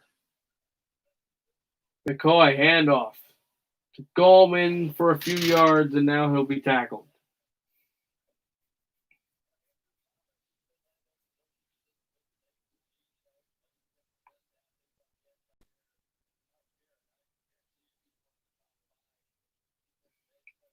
And Andrew Thomas, who played for Georgia against Myles Garrett, who played for Texas A&M. They got that SEC connection going. Well, the Aggies didn't play the Bulldogs an incredible amount of times. Played them once. They played each other once, and they're feeling this rivalry. Rivalry between players, not teams. But it's pivotal here. A throw and a first down as it was caught. It was caught immediately by Shepard, but he was kind of writhing to get this first down, pushing a little bit, and he got it. So the Giants moved the chains, and that was a really pivotal first down.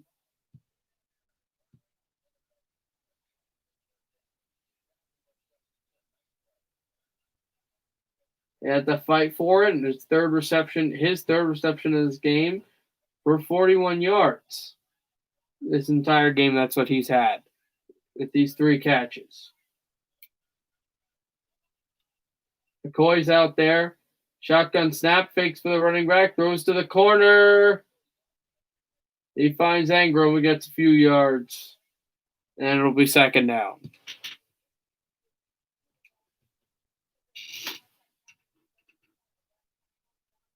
It's only a yard. Andrew Thomas is a rookie, too. He's the 4th selection in the draft. It's his 13th start and 14 games played.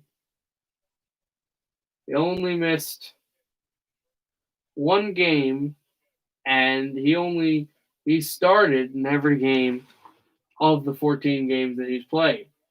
Handoff, Gallman fakes it around, and then he'll be stopped short of the 30-yard line and a bit more short of the first down marker. So the Giants get flung into another third down.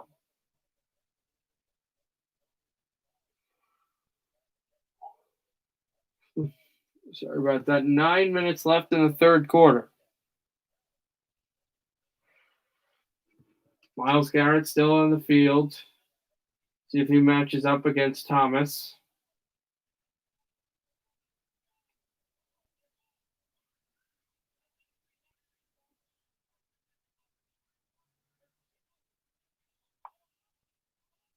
Colt McCoy in the shotgun.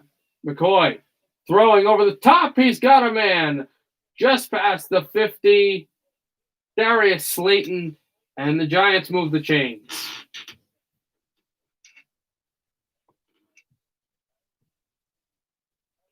I like when Colt McCoy is able to throw this ball through the corners and throw it well. And he has a better arm than people give him credit for. And nice route, too, by Darius Slayton, which helps. And the ball is right at midfield. Could be a bit past it. 10 of 16 for 120 yards, no picks, and no touchdowns. Handoff, Wayne Gallman, who will get at least a yard.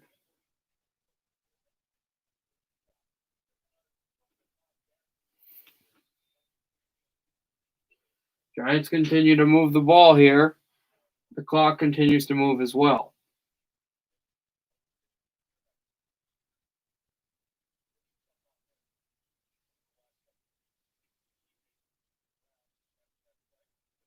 And there's another Cleveland Brown down.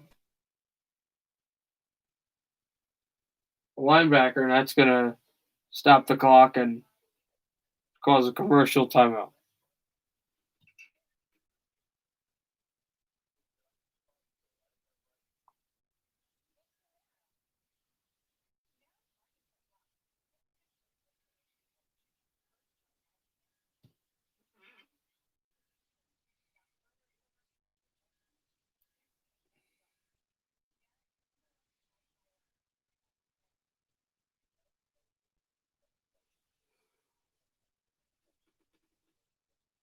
Excuse me.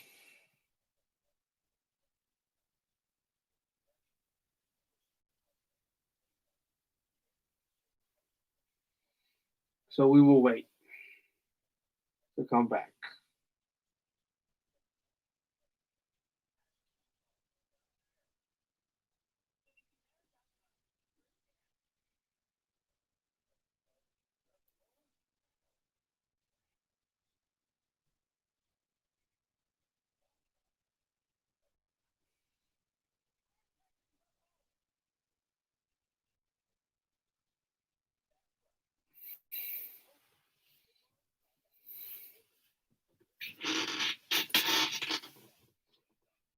So second down will go for the Giants.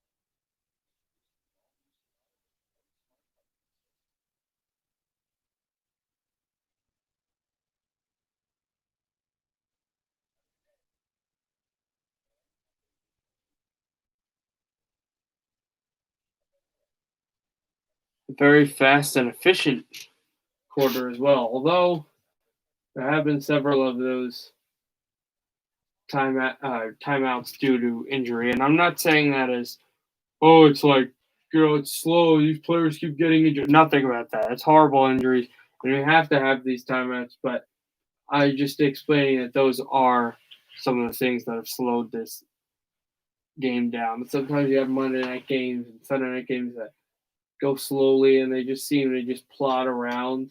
And it's not that they're slower, that there's stoppages, because there's great offensive.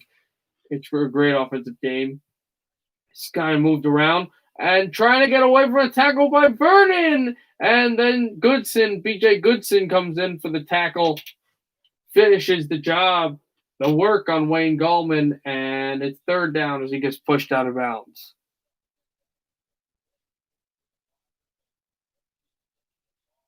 He just got past Engram, who's working on blocking, but he just got past Olivier Vernon, but Vernon turned off his block at the last second, and then the hit by B.J. Goodson finishes it off. It's 3rd and 13. Clock continues to run. 5 defensive back out there, 3 wide receiver, 1 tight end. So they're equally matched. Dropping back, throwing short is McCoy. Do they feel like Graham Gano can hit a field goal here? If they had gotten closer to the first down marker, I think they would have. I'm not sure they need points. A Graham Gano field goal would be big. Harrison, I believe, or Richardson, they're going for it again. They're going for it again. Do they have a problem with their punter? No. Here comes the punt team out again. No points here. A short field for Cleveland would have been worse. So they don't get any points. The Giants wanted to, but I don't mind a punt here, and I wouldn't mind a long field goal. This punt is going to drop past the 10. The penalty flag is getting thrown. This might be against New York because I saw a Giant falling down. Thought maybe he hit someone, but falling down. No, this will be a penalty against Cleveland, which the ball falls around the 10. That if this is a penalty against the Browns, it might put Baker Mayfield at his 1.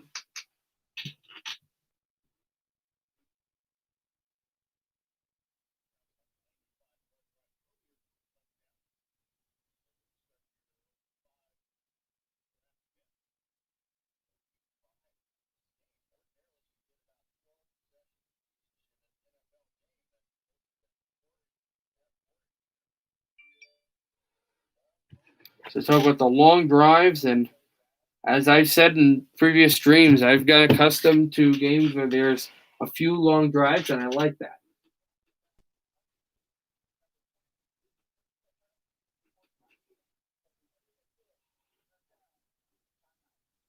They're going to go to commercial. They'll call a timeout. Not exactly sure where it went. It is a 10 or 15-yard penalty, so ball should be inside the 5. Maybe I'm not sure. So the Browns are going to be pinned deep. They said that Browns did score a long drive from inside their own end, but they are pinned deep here. They're still up by 10. The Giants had a good drive. I did not like their initial attempt to go for it, but they went for a punt. I would have been in favor of a long field goal. I think if they got closer to the first down marker, because it was just in the middle of the field, even if they didn't make it, I think they might have went with the Graham Gano field goal. That would have been nice. But actually, I'm not happy that they punted, but I'd rather them punt than the Browns being on their 40 and already you don't want to give a short field. This team is a good offense. Not exactly a short field, but it would have been a short field in a few plays. So punting was not a bad idea, especially since the punt bounced and it put them at around like the 12 and then the 10-yard penalty.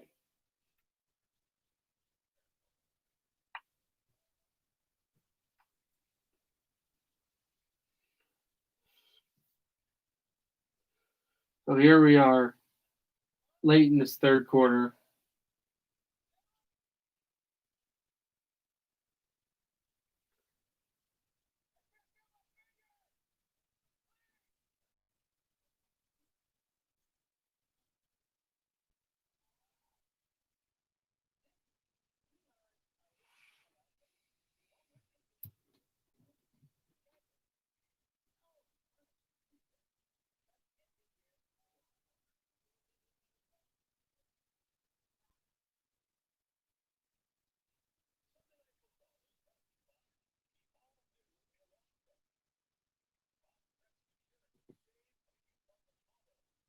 They show Odell Beckham Jr. Sunday Night Football for some reason.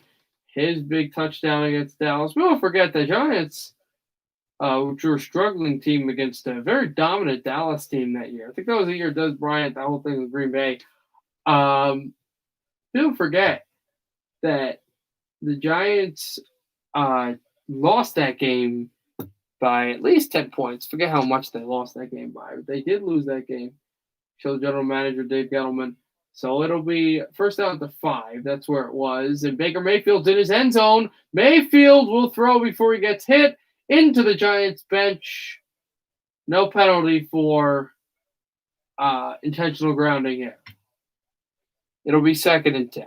Show, of course, the broadcasting crew, Draco and Collinsworth. It's a good game for them, although I actually don't think they're at the game for COVID security, although they should let broadcasters into the game. I mean, it's our job. I mean, I'm not at the game, obviously. I'm at my house, but I would before doing that. Here's Mayfield. Hands off to Chubb. He's running, and now he's going to get taken down. And it's 3rd down now.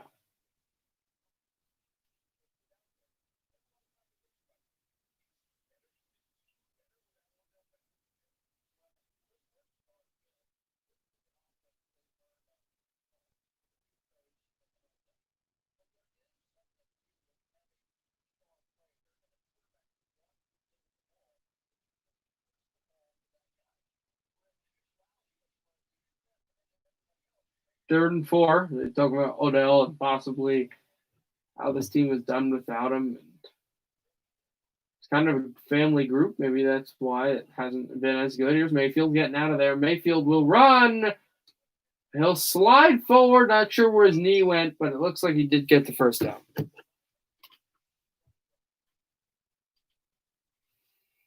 And he did.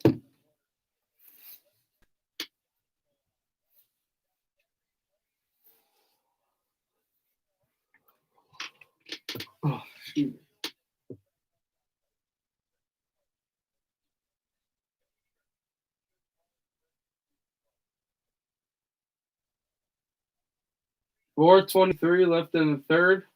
First down for the Browns. Shotgun snap. He'll hand off. Chubb gets a few yards, and then the Giants take him down late in this third quarter.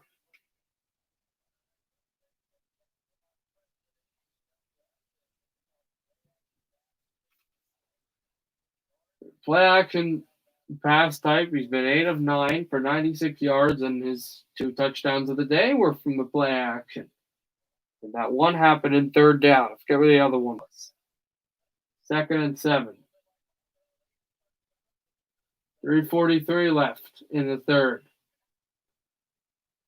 Close to the 20. Here's Baker Mayfield. Jets over the gap. Incomplete. Went for Jarvis Landry. He's like, just had it. Just went off my hand. It's third down.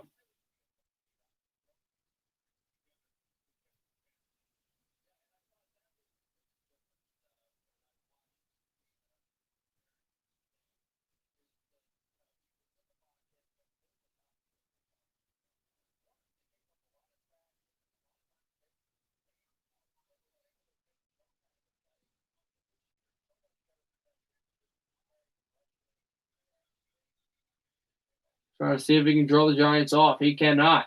Here is Baker Mayfield throwing over the middle. And again, he converts. If you're a Giants fan like me, it's kind of infuriating. Rashard Higgins, first down.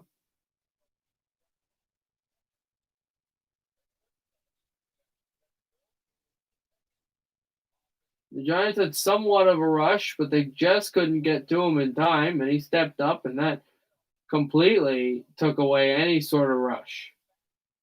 And it was a one-on-one with no safety help back because it was on the other side of the field.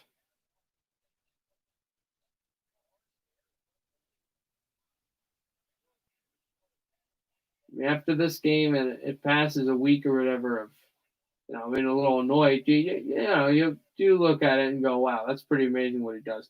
Throw to Chubb, and Chubb, pretty amazingly, he's able to make some moves and take this ball down.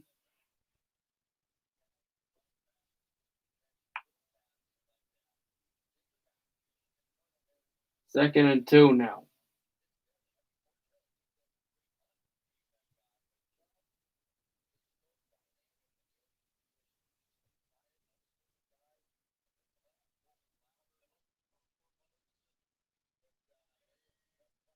Here's Mayfield.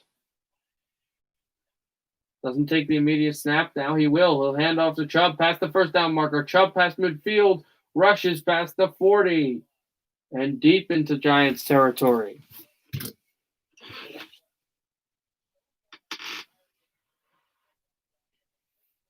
Clock continues to move, and the Browns are keeping this tremendous drive going.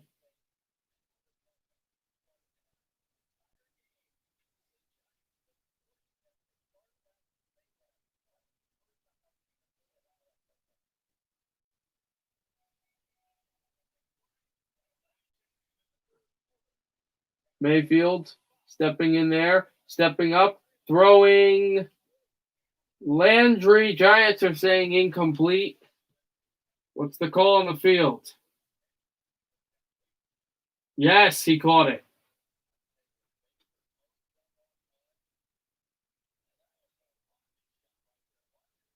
And this is what I feared, for the Giants, that Giants just aren't there yet, and Cleveland really has had an awesome season, and they wanted badly to win that game against the Ravens, and the fact that they just couldn't finish it meant that this was going to be a dangerous game where they were going to be hungry, and they could be hungrier than the Giants, and that's what it's looking like. Again, they still haven't scored, and again, it's just a 10-point game, and heading at the end of the third and then close to the fourth, but anything could happen.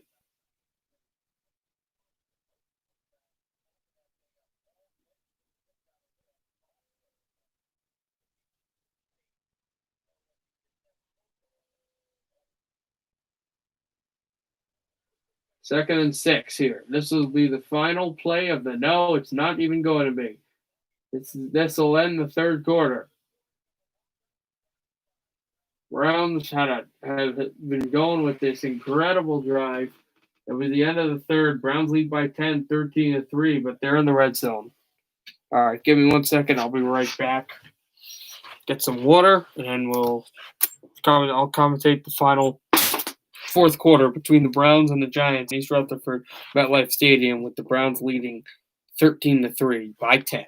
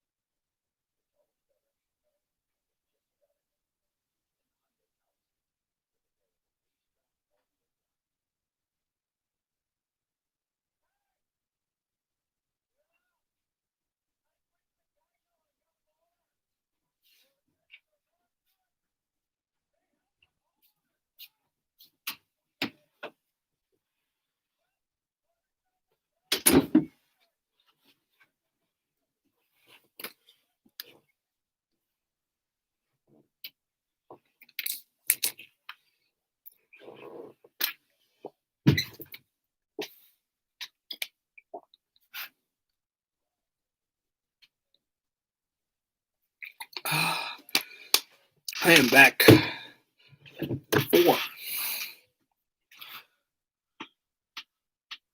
this game between New York and Cleveland. The Giants and the Browns. Giants trying to cut back into this game, but the Browns have had a really nice drive, leading by 10.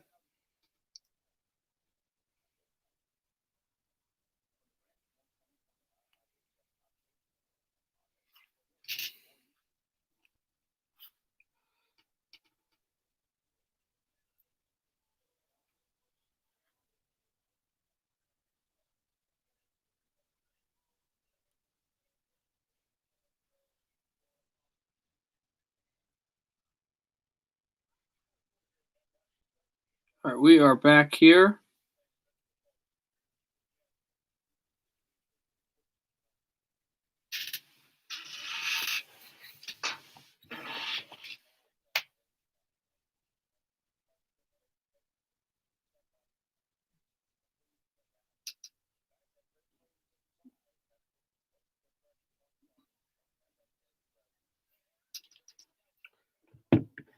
Here's Mayfield motioning in again.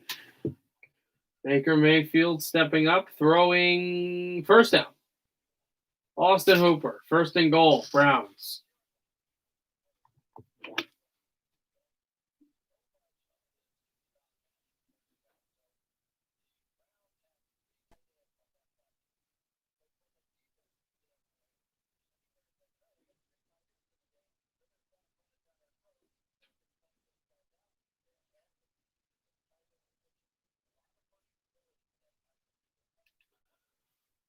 First and goal.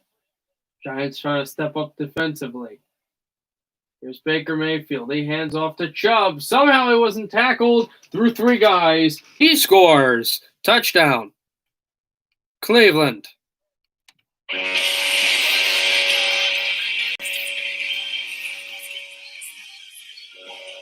Penalty on the play.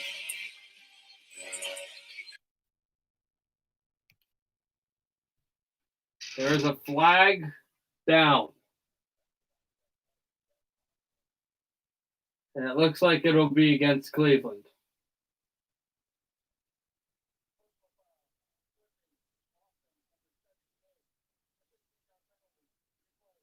And that's another big changer. Clipping against Jack Conklin, Michigan State product.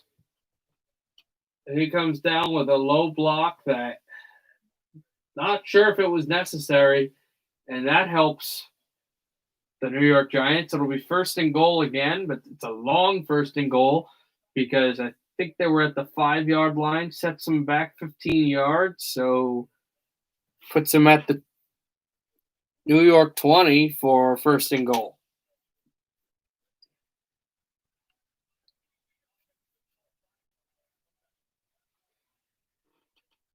Here's Mayfield in the shotgun. Mayfield throws over the middle. Caught. Back to the 4. So here we go again. 2nd and goal.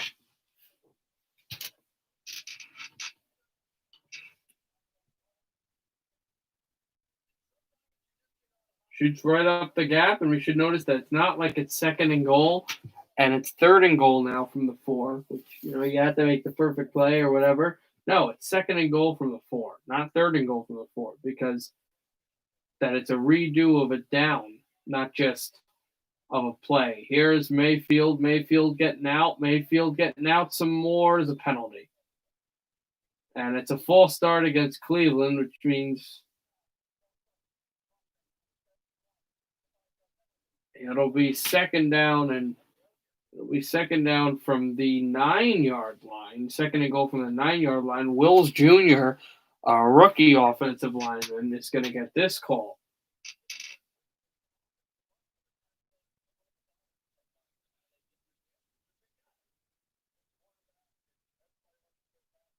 Four penalties in this game, 40 yards. The Giants, for their part, even though they're losing here by 10 and might be losing by more, have not given up any penalty, have not caused any penalties. They've drawn penalties. They have not given up any penalties. Here's a chance for Baker Mayfield. Gives over to Chubb. Chubb is short of the goal line. It'll be 3rd and goal now.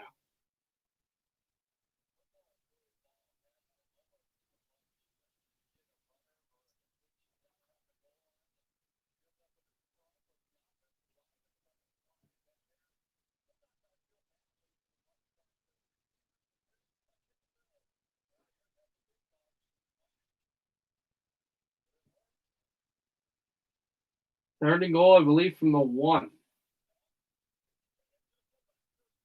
Baker Mayfield. Hands off to Chubb. Looks in.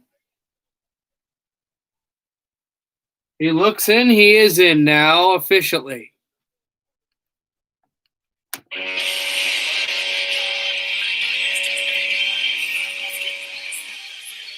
Now, Chubb is. Yes, he's in. Nick Chubb into the end zone, and it is 19-3 Cleveland. And unless the Giants can form a response, that will do it. Here comes the 17-point lead with the extra point. Kick is good. Slanted to the right, but it is good, and the Browns lead by 17. 20-3. Giants are getting the ball back, trailing by 17 points. With, I believe, 13:53 to go.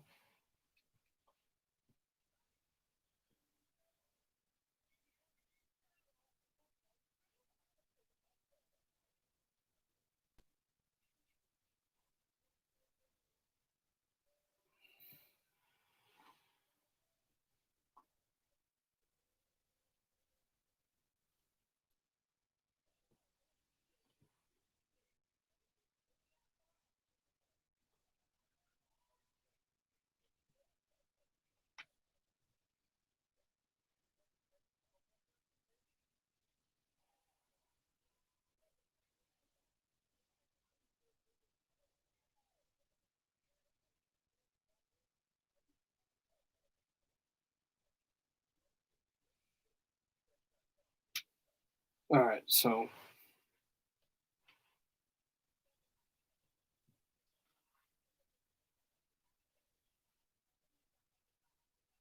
wait to see how this goes. This game.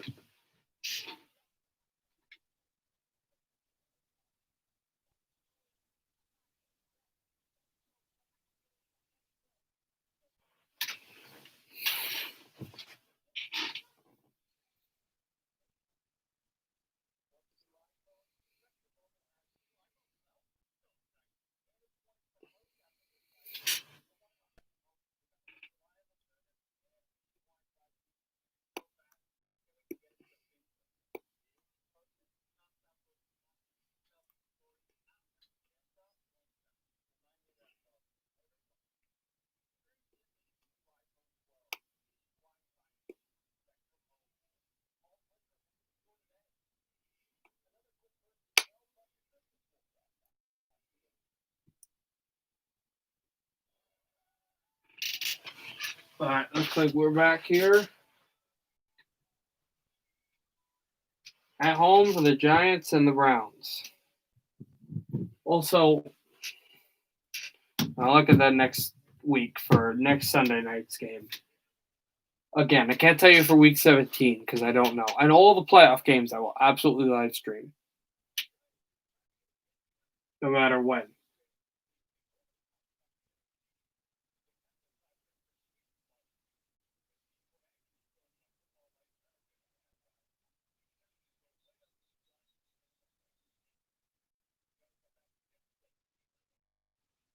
Again, I talked about how the Giants with a win would go up with the percentages of winning the division. But, even if they lose this game, they still have a high chance to win the division. They just don't completely control their destiny. Now, if they lose and Washington loses next week, they still have a good chance, but it's not great.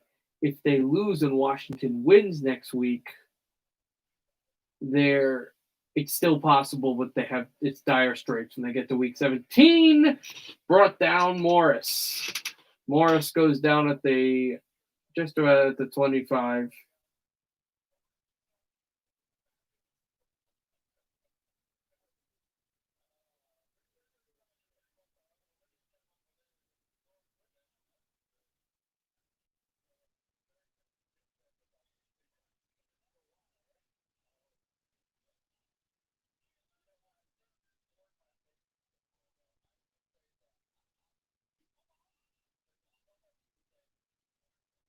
Here is a handoff. McCoy hands off to Morris. Alfred Morris was going to break away for a long gain, and he finally gets tackled by the two legs at the 40-yard line.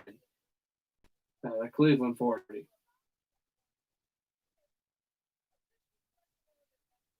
Sheldon Richardson is now given his condition. He is questionable to return, probably won't, with a neck injury. Cleveland did get some injuries in this game. The Giants have done that, and the Giants have, and that's not really a joking matter, but I don't know, that's a stat. And also have had no penalties, drawn a few. That's about it. McCoy will scramble and then pushed by Taki into the bench, and a lot of the Giant players at the bench are yapping at Taki. There was a flag thrown before all of that. We'll see what the penalties are. Offensive holding against the Giants, which hurts them even more.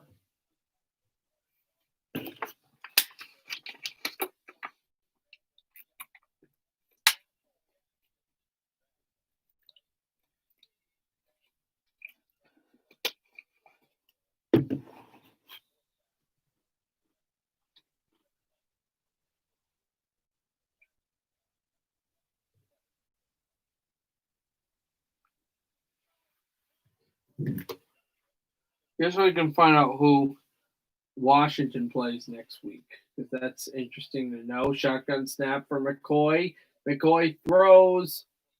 He's got Shepard down to the 40. Now the Giants will play Baltimore. Oh, that's not good. Washington plays their coach Ron Rivera's former team that he coached for many years and brought to a Super Bowl. They play hapless Carolina. And then, of course, next, the week after that, Washington will play Philadelphia, and the Giants will play the Cowboys. The Giants got Baltimore next. That is tapped off of the hands of Darius Slayton, and it's 3rd and 10. So again, a win here would have been just so important, but it's just not happening. And of course, they missed on the punt throw. They missed on Wayne Gallman. I still think he got it, but 10:32 to go here. 3rd and 10. Giants trail by 17 points.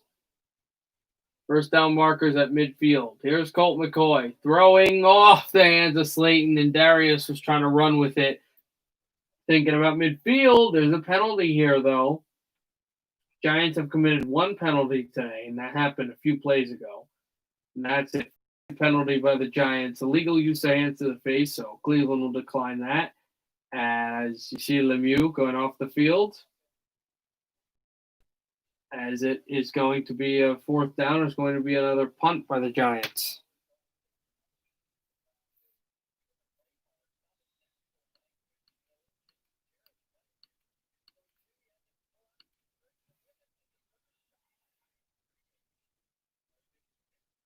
There's the punt taken at the 25, then moved out, took a few yards, and runs out of bounds to the Cleveland bench. Peoples-Jones and Brown is talking for the Giants, and now we've got pushing and shoving, but there are no flags that have been tossed yet. No, there was one. One did get thrown. We'll see if one gets thrown for Brown. Brown tried to get his team fired up with some pushing and shoving.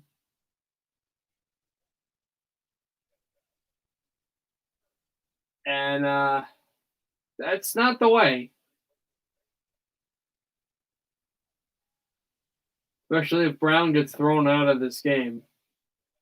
It doesn't really help your team here.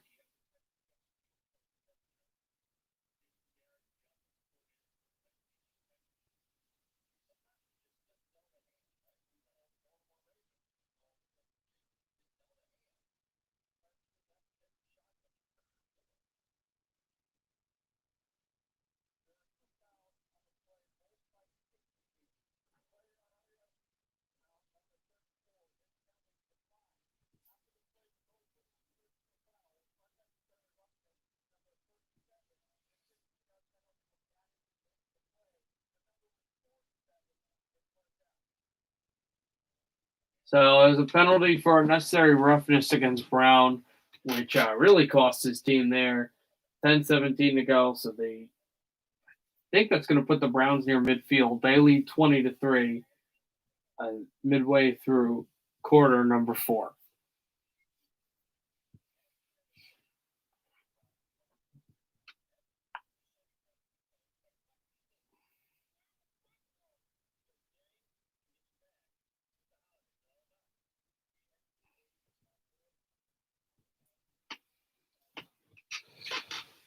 So we'll wait to see how that goes.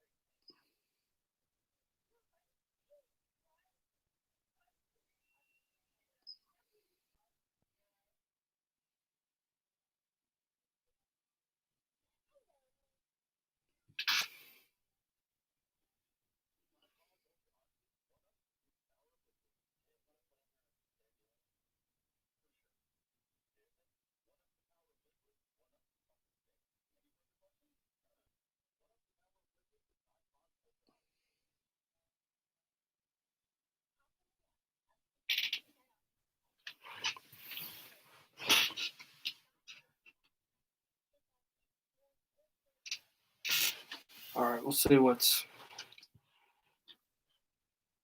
happening here.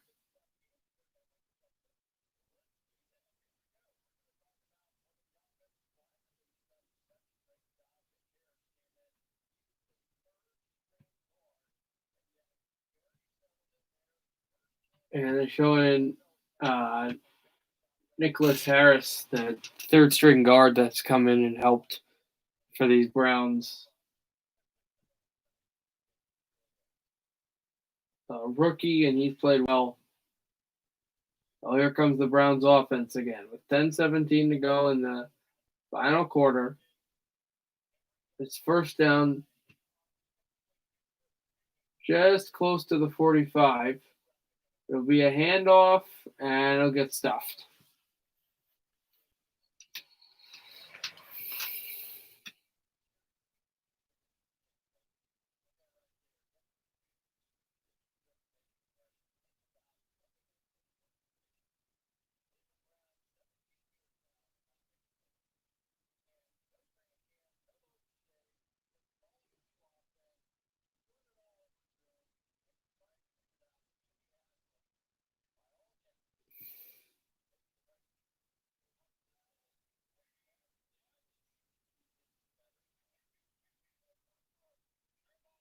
Here's Mayfield.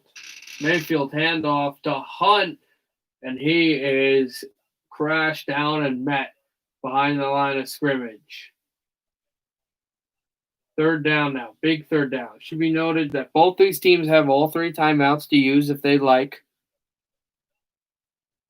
And Kevin Stefanski's offense is not, well, they have been working all season. They've been really good in this game, but right now, this series, they're not getting it done.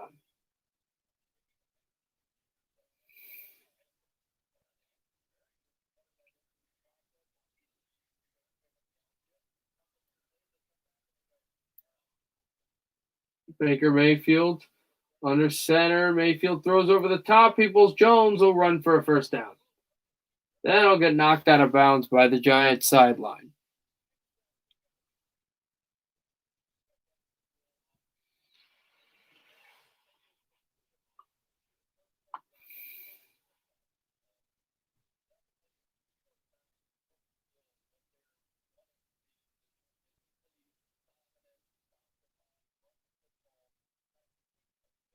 And Peoples-Jones gets the pass, and then he just runs through it. And it's been noted the Giants have had some really good series on first and second down, but they are going back to their old ways of crashing and burning on third down. We've seen it several times, and the ball was not snapped correctly. It rolled on the ground. Baker Mayfield never was able to get it, but Kareem Hunt jumps on it, and it'll be second and long. As the Browns nearly gave it away to the Giants, as that snap was botched, it went off the toe of Baker Mayfield, and then Kareem Hunt able to slide onto it before the defensive back Jackson could get there. Second and 16.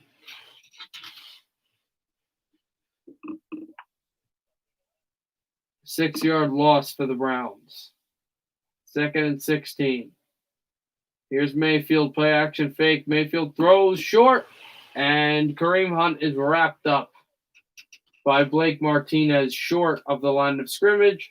It's third down with 7:09 to go.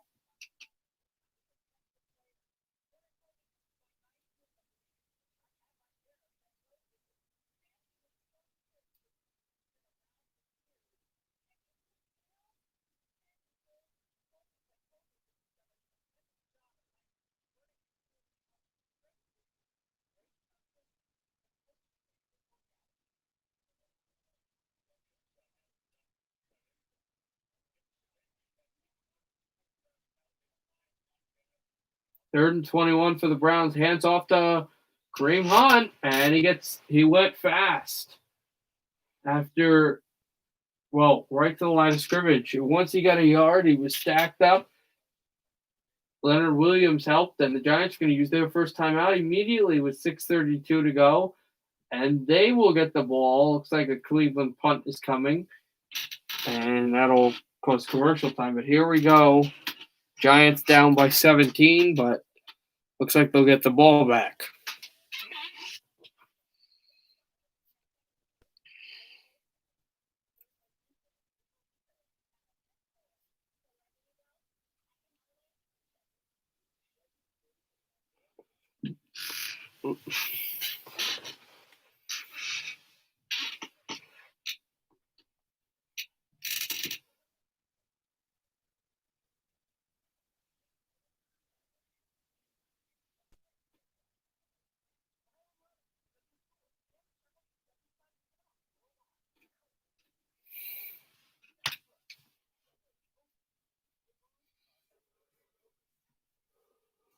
So, Giants getting ready here.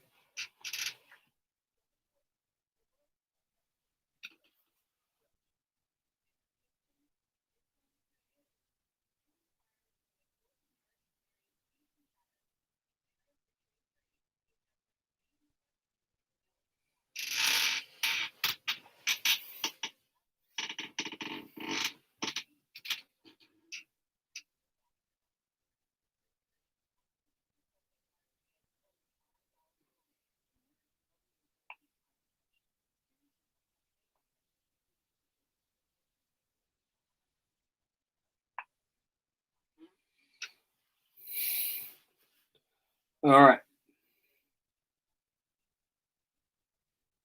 Let's see what happens.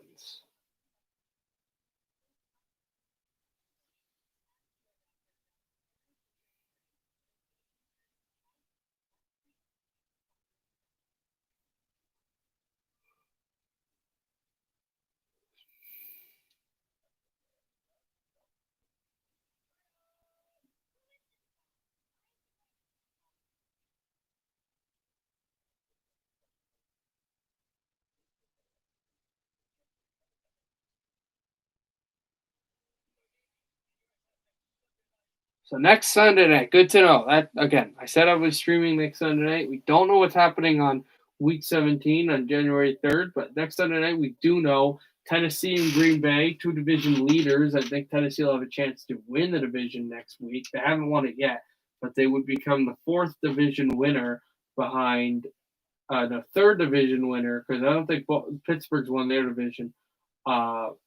Behind Kansas City, and Jabril Peppers will catch this and run this out past the 20. Kansas City, and the other one is Buffalo.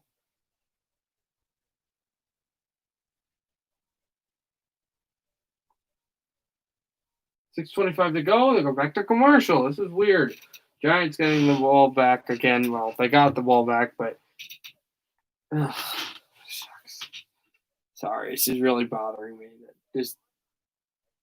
They told you that the game was going quick and the quarters were going, and now it's starting to slow down late in this game, and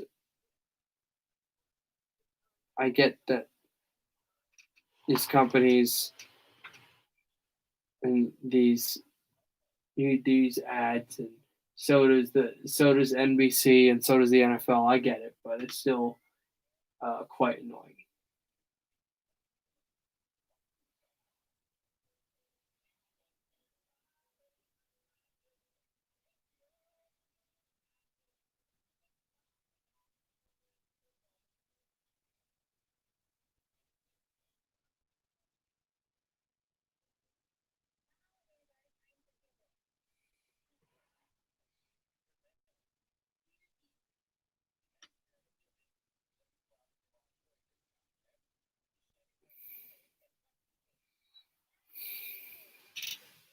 So we'll continue to wait. Yeah.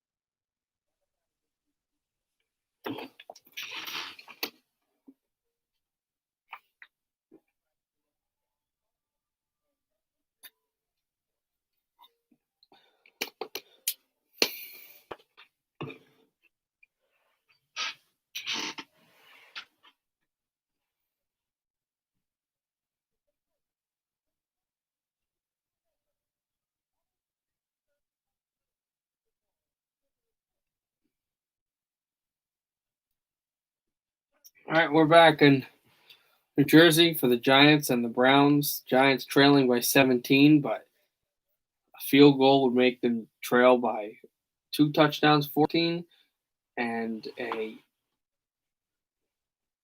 touchdown would make them trail by 10. So 2-possession game there. Thrown low for Shepard, and the referees have kept their flags in their pockets for throws down the field and throws over the middle that could potentially draw holdings or pass interferences. These referees have called, I believe, 4 penalties on Cleveland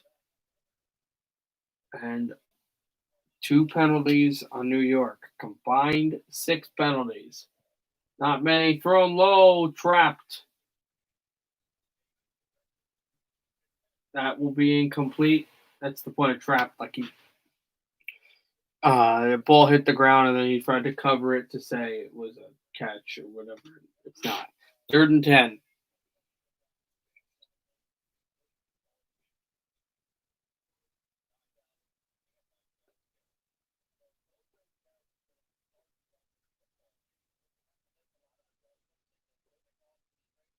McCoy in the shotgun.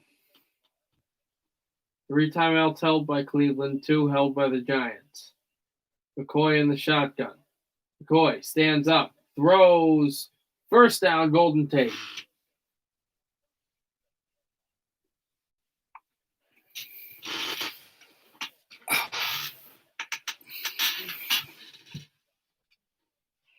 He stands in there and he delivers this ball with precision.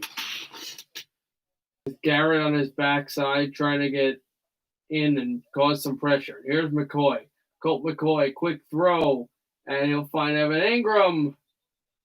Ball falls out of bounds, but that was when he stamped his elbow down to try to get more yards. It'll be a first down.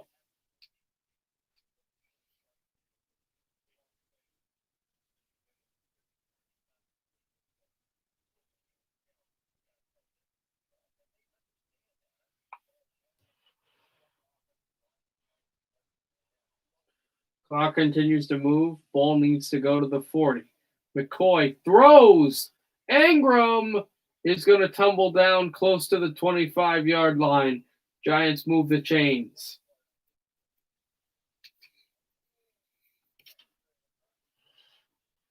And Evan Engram is starting to get hot in this game.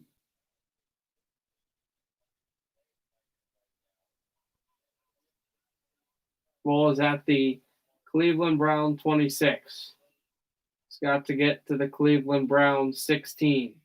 McCoy under pressure. Throws. Dion Lewis aggressively taken down. Just short of the 20.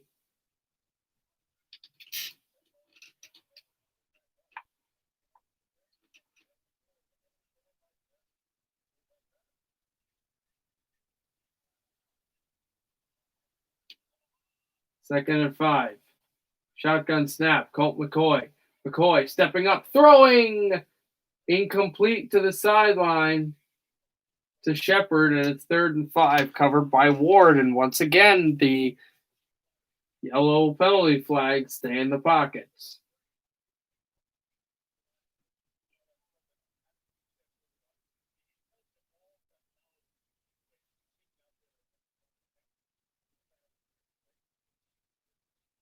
We're 17 to go. 3rd and 5 here.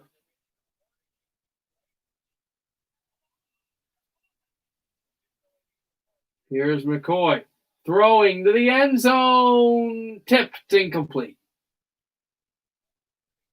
Golden Tate. The third was the intended receiver. And it was Devin Johnson in coverage, who had some decent coverage on Golden Tate. They were able to track back and then put the hand right up by the mask to make the deflection. Field goal coming up to cut the deficit to 14. He will. That was very narrow. It was going wide and then it slid in.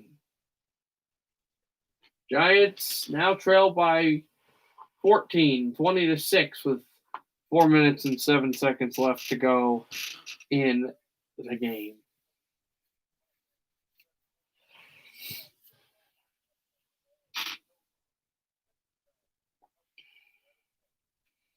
So we'll see what happens here.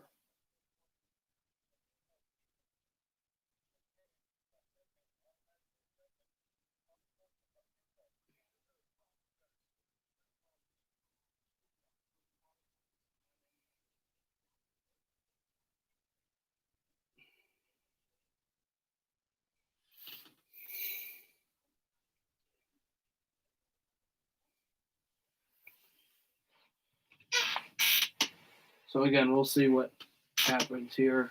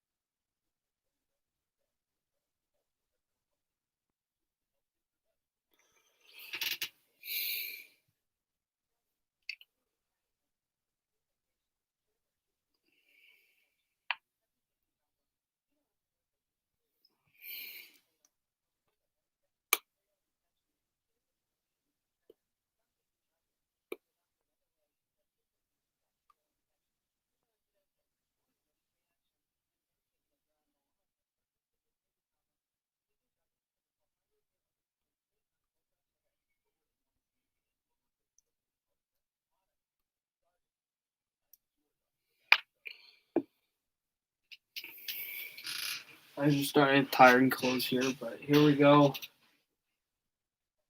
Late in this game.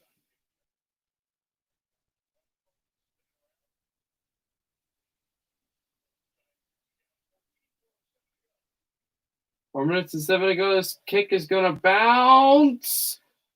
Ball is loose. It went off a couple of Browns. They went for kind of an onside kick. They got 2 timeouts to use. It's kind of strange. There's been penalty flag. It just gets tossed as there's pushing and shoving. There has been no indication by anyone, not even a Brown or a Giant, who has it.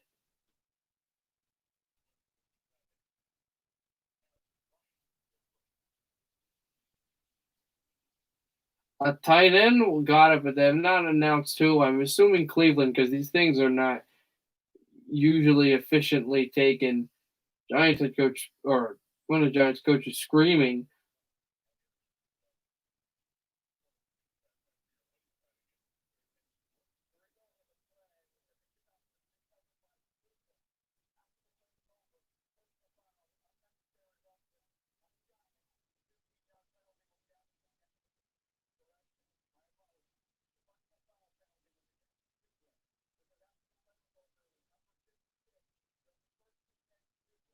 Okay, just listening to it. The Browns got the ball, but there's an unnecessary roughness penalty against the Browns. So I bobbled it and got the ball. They Browns have the ball, but they're sent back 15 yards because of a stupid unnecessary roughness penalty where Jabril Peppers was sent back. Jabril Peppers now with the Giants, so Smith gets the penalty. The ball's around, I think, the Browns 40.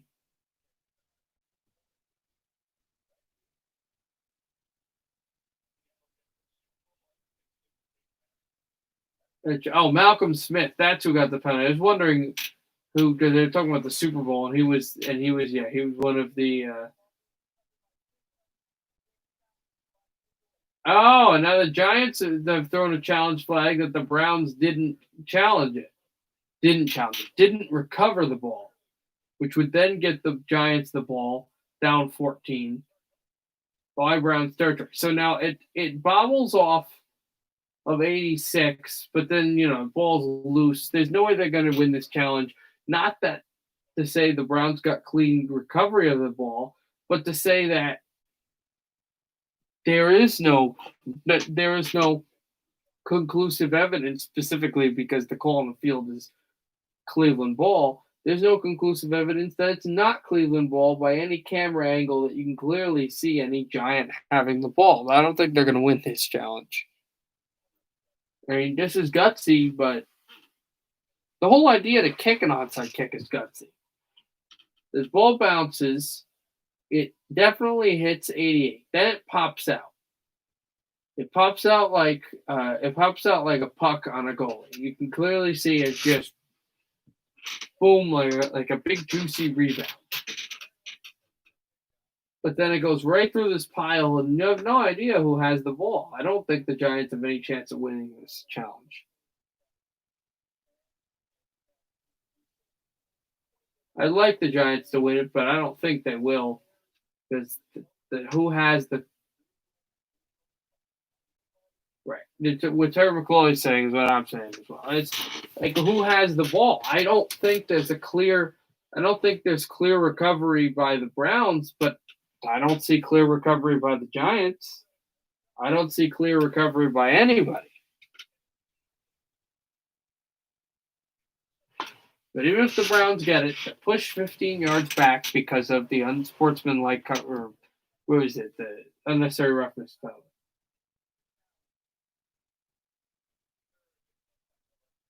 So the Giants lose the challenge as to be expected, and they lose their second timeout.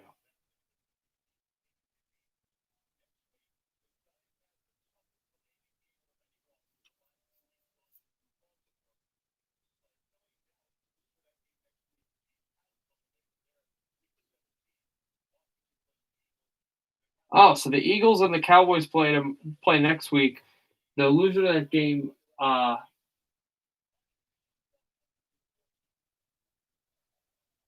the loser of that game is out.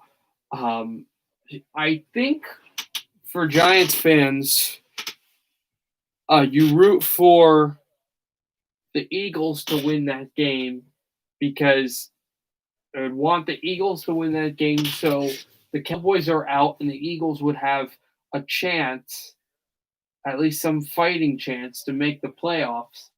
And that no matter what happens, the Eagles game against Washington, the Eagles would be competitive enough to want to beat Washington, which would, of course, help the Giants' case to win the division and get in the playoffs. Even if the Giants lose today, which is looking very likely. Mayfield throws to the dirt while being hit. It's 3rd and 9. Or I missed the commentary on that.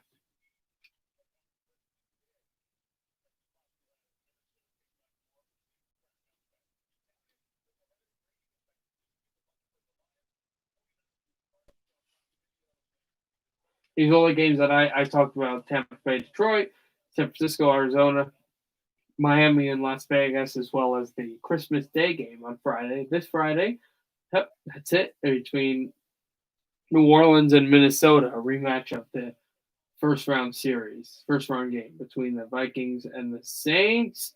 Here is a handoff, and it goes for a lot.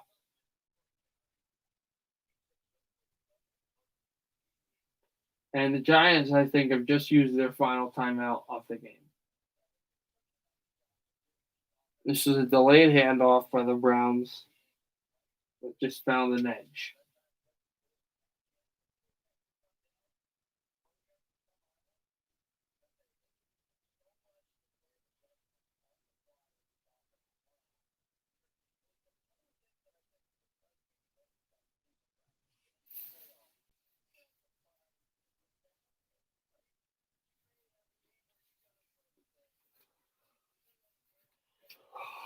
All right.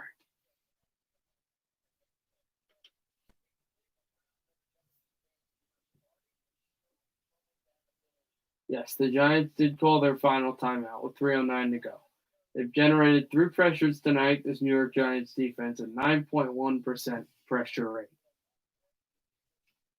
Browns looking for more, hungry for more.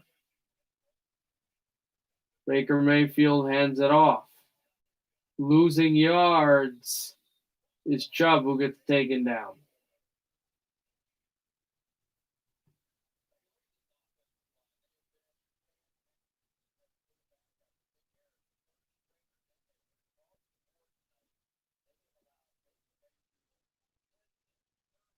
Less than 3 minutes to go. We're nearing the 2-minute warning, and the Browns trying to keep their march going.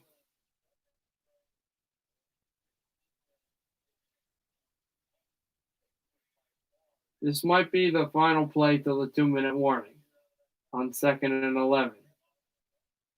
Looks like it will be. Handoff. And taken down. It is 3rd down now.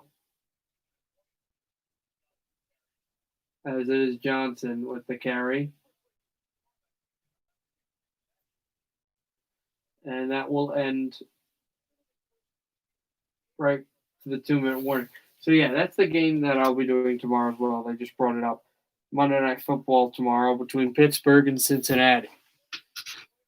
Steelers trying to extend their chance for the division win away from Cleveland, and that gets tighter now that the Browns are up by 14, 20-6 against the Giants. So 2 minute warning here for the Browns.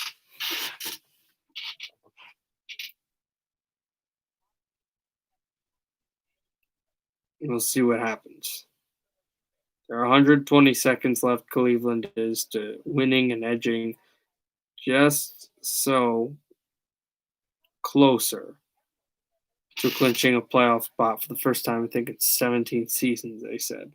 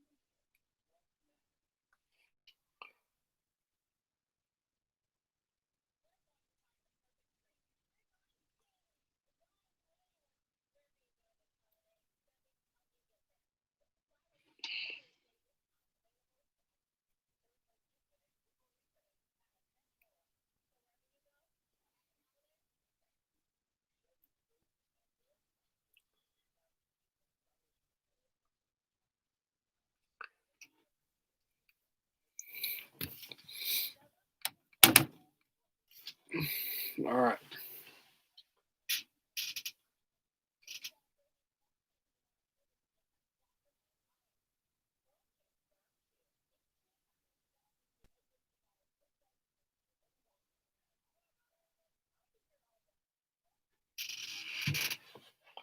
Let's take a look here. Waiting for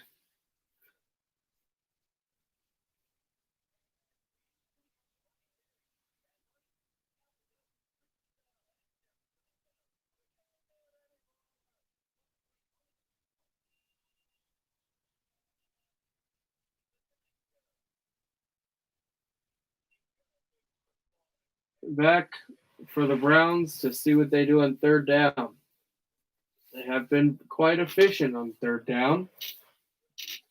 They will get deep into Giants territory with a conversion on third down, which they won't get. Running back play to Johnson. And let's see if they go for it here. They might. Because if they can, the game's over. It would take the knees.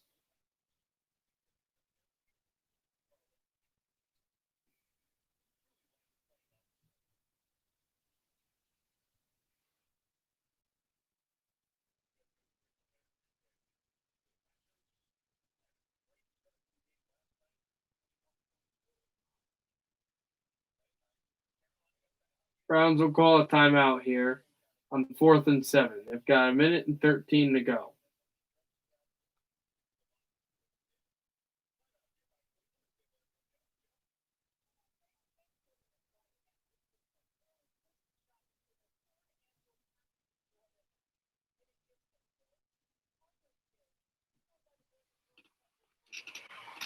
So the Browns just gearing up to finish what is a really nice win for them in this game.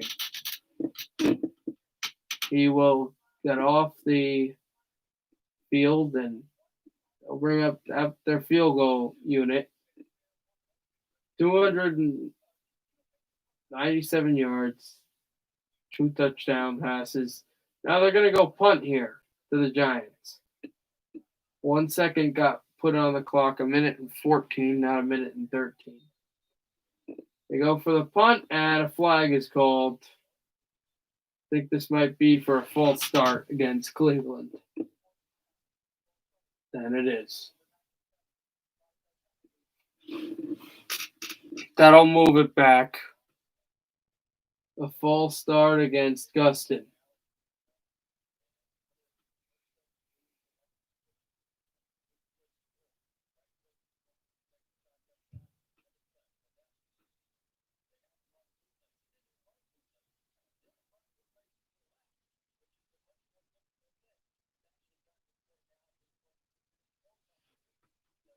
4th and 12.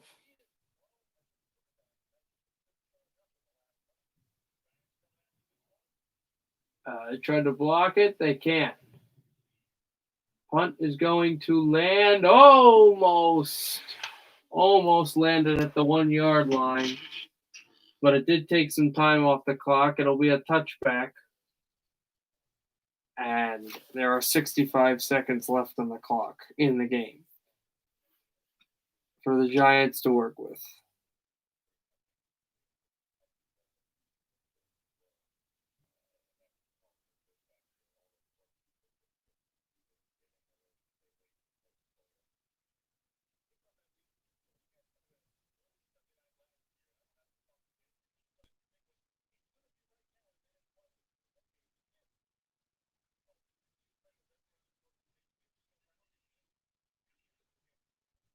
Here's Colt McCoy. McCoy shoots it over the middle, and Lewis will be short of the marker.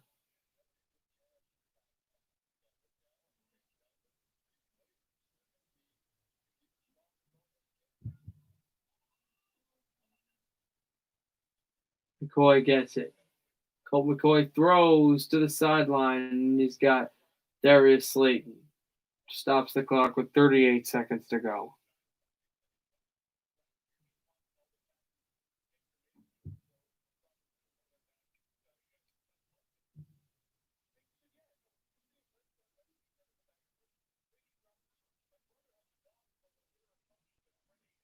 Here's McCoy. He gets sacked. They cannot stop the clock. So that should seal the win here.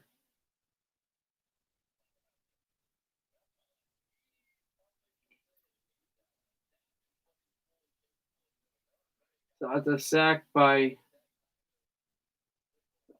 a few guys got there, but they're going to credit it to Myles Garrett, and also might give a half sack as well to Olivier Vernon.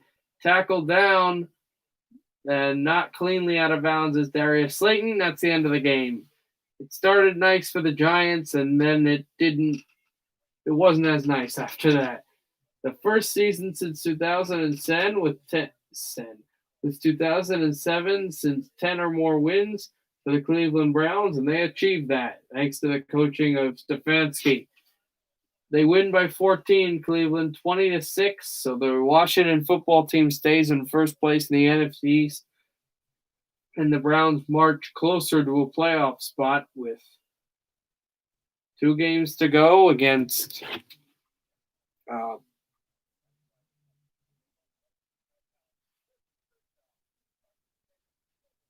give me a second.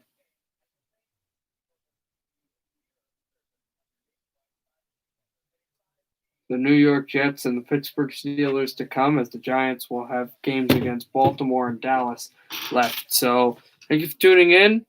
This is Peter Fiat. The puck drops here, and I'll see you tomorrow at 8:15 p.m. Eastern for the Pittsburgh Steelers and the Cincinnati Bengals from Cincinnati, Ohio. Have a great night, everybody, and happy hockey, everybody.